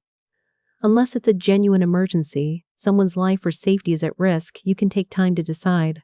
Anyone who punishes you for wanting time to think is revealing that they benefit from your rushed, pressured decision-making. Real partners respect your need to consider major decisions carefully. Manipulators create artificial urgency because they know you won't agree if you have time to think clearly. Emotional blackmail through threats of self-harm. The narcissist threatens self-harm or suicide when you try to leave, set boundaries, or displease them. These threats are emotional blackmail designed to make you responsible for their well-being and to trap you through guilt and fear. You can't leave someone who might hurt themselves because of your departure. You can't set boundaries with someone whose mental health is so fragile. The threats might be explicit. I'll kill myself if you leave. Or implicit suicidal ideation shared at strategic moments, hints about not wanting to live, references to self-harm. Either way, the message is clear. Their life is in your hands, and you're responsible for their survival. This is one of the cruelest manipulation tactics because it weaponizes your compassion and your fear of someone's death against you. You're trapped not by love, but by terror that leaving might cause their death. The responsibility is unbearable, which is exactly why the narcissist uses it. The reality is that you're not responsible for another adult's choice to harm themselves. If someone threatens self-harm, the appropriate response is to contact emergency services or mental health crisis resources, not to comply with their demands. Their mental health requires professional intervention, not your submission to manipulation. Breaking free from this emotional blackmail requires understanding several truths. Threats of self-harm are often manipulation rather than genuine crisis.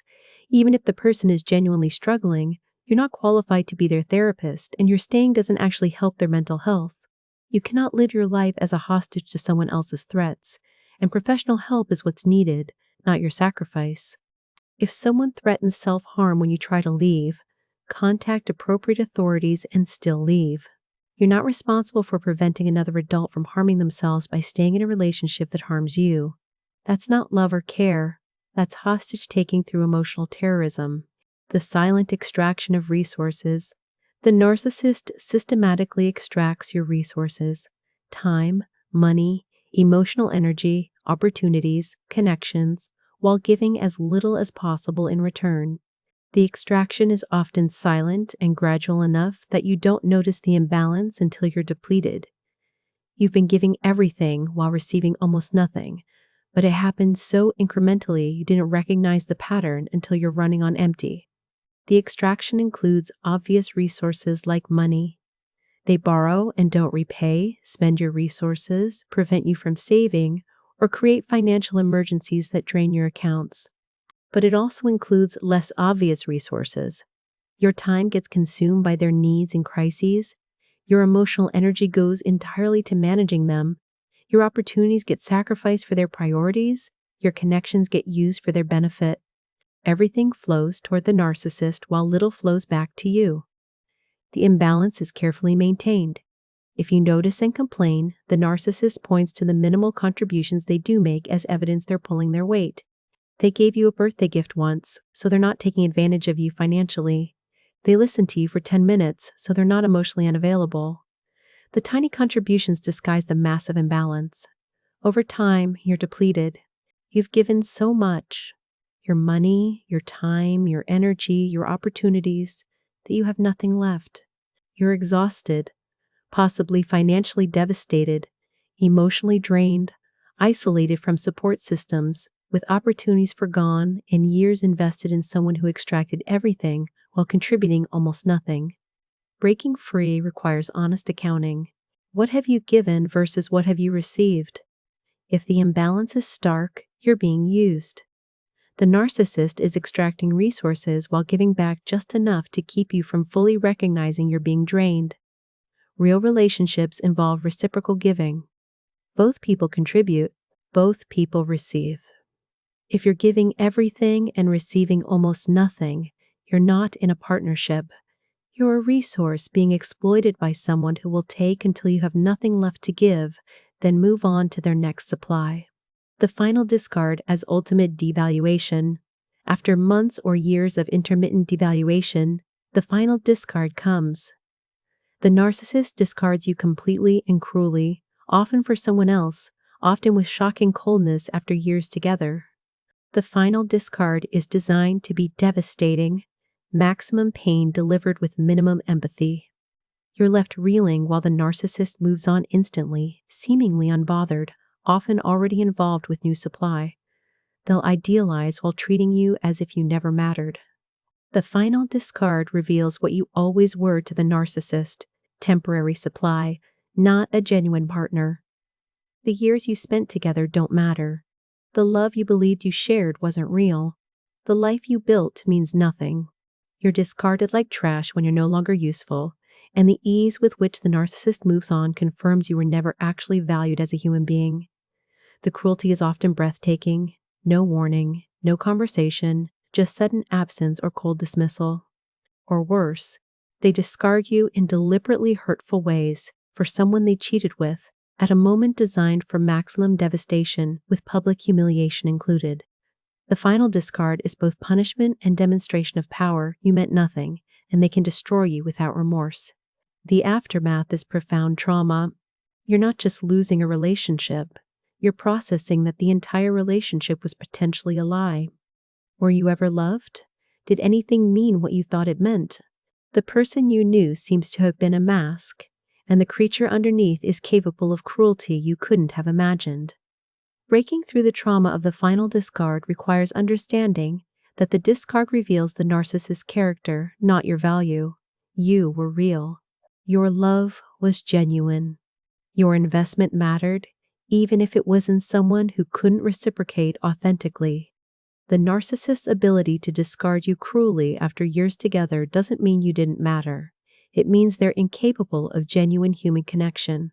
The final discard is devastating, but it's also freedom. You're finally released from a dynamic that was destroying you. The person who could discard you so cruelly has done you a favor by leaving, even though it doesn't feel like it. Now you're free to heal, to recover, to eventually find someone capable of the genuine love the narcissist could never provide. The final discard is the end of the nightmare, even though it feels like its worst moment. You survived.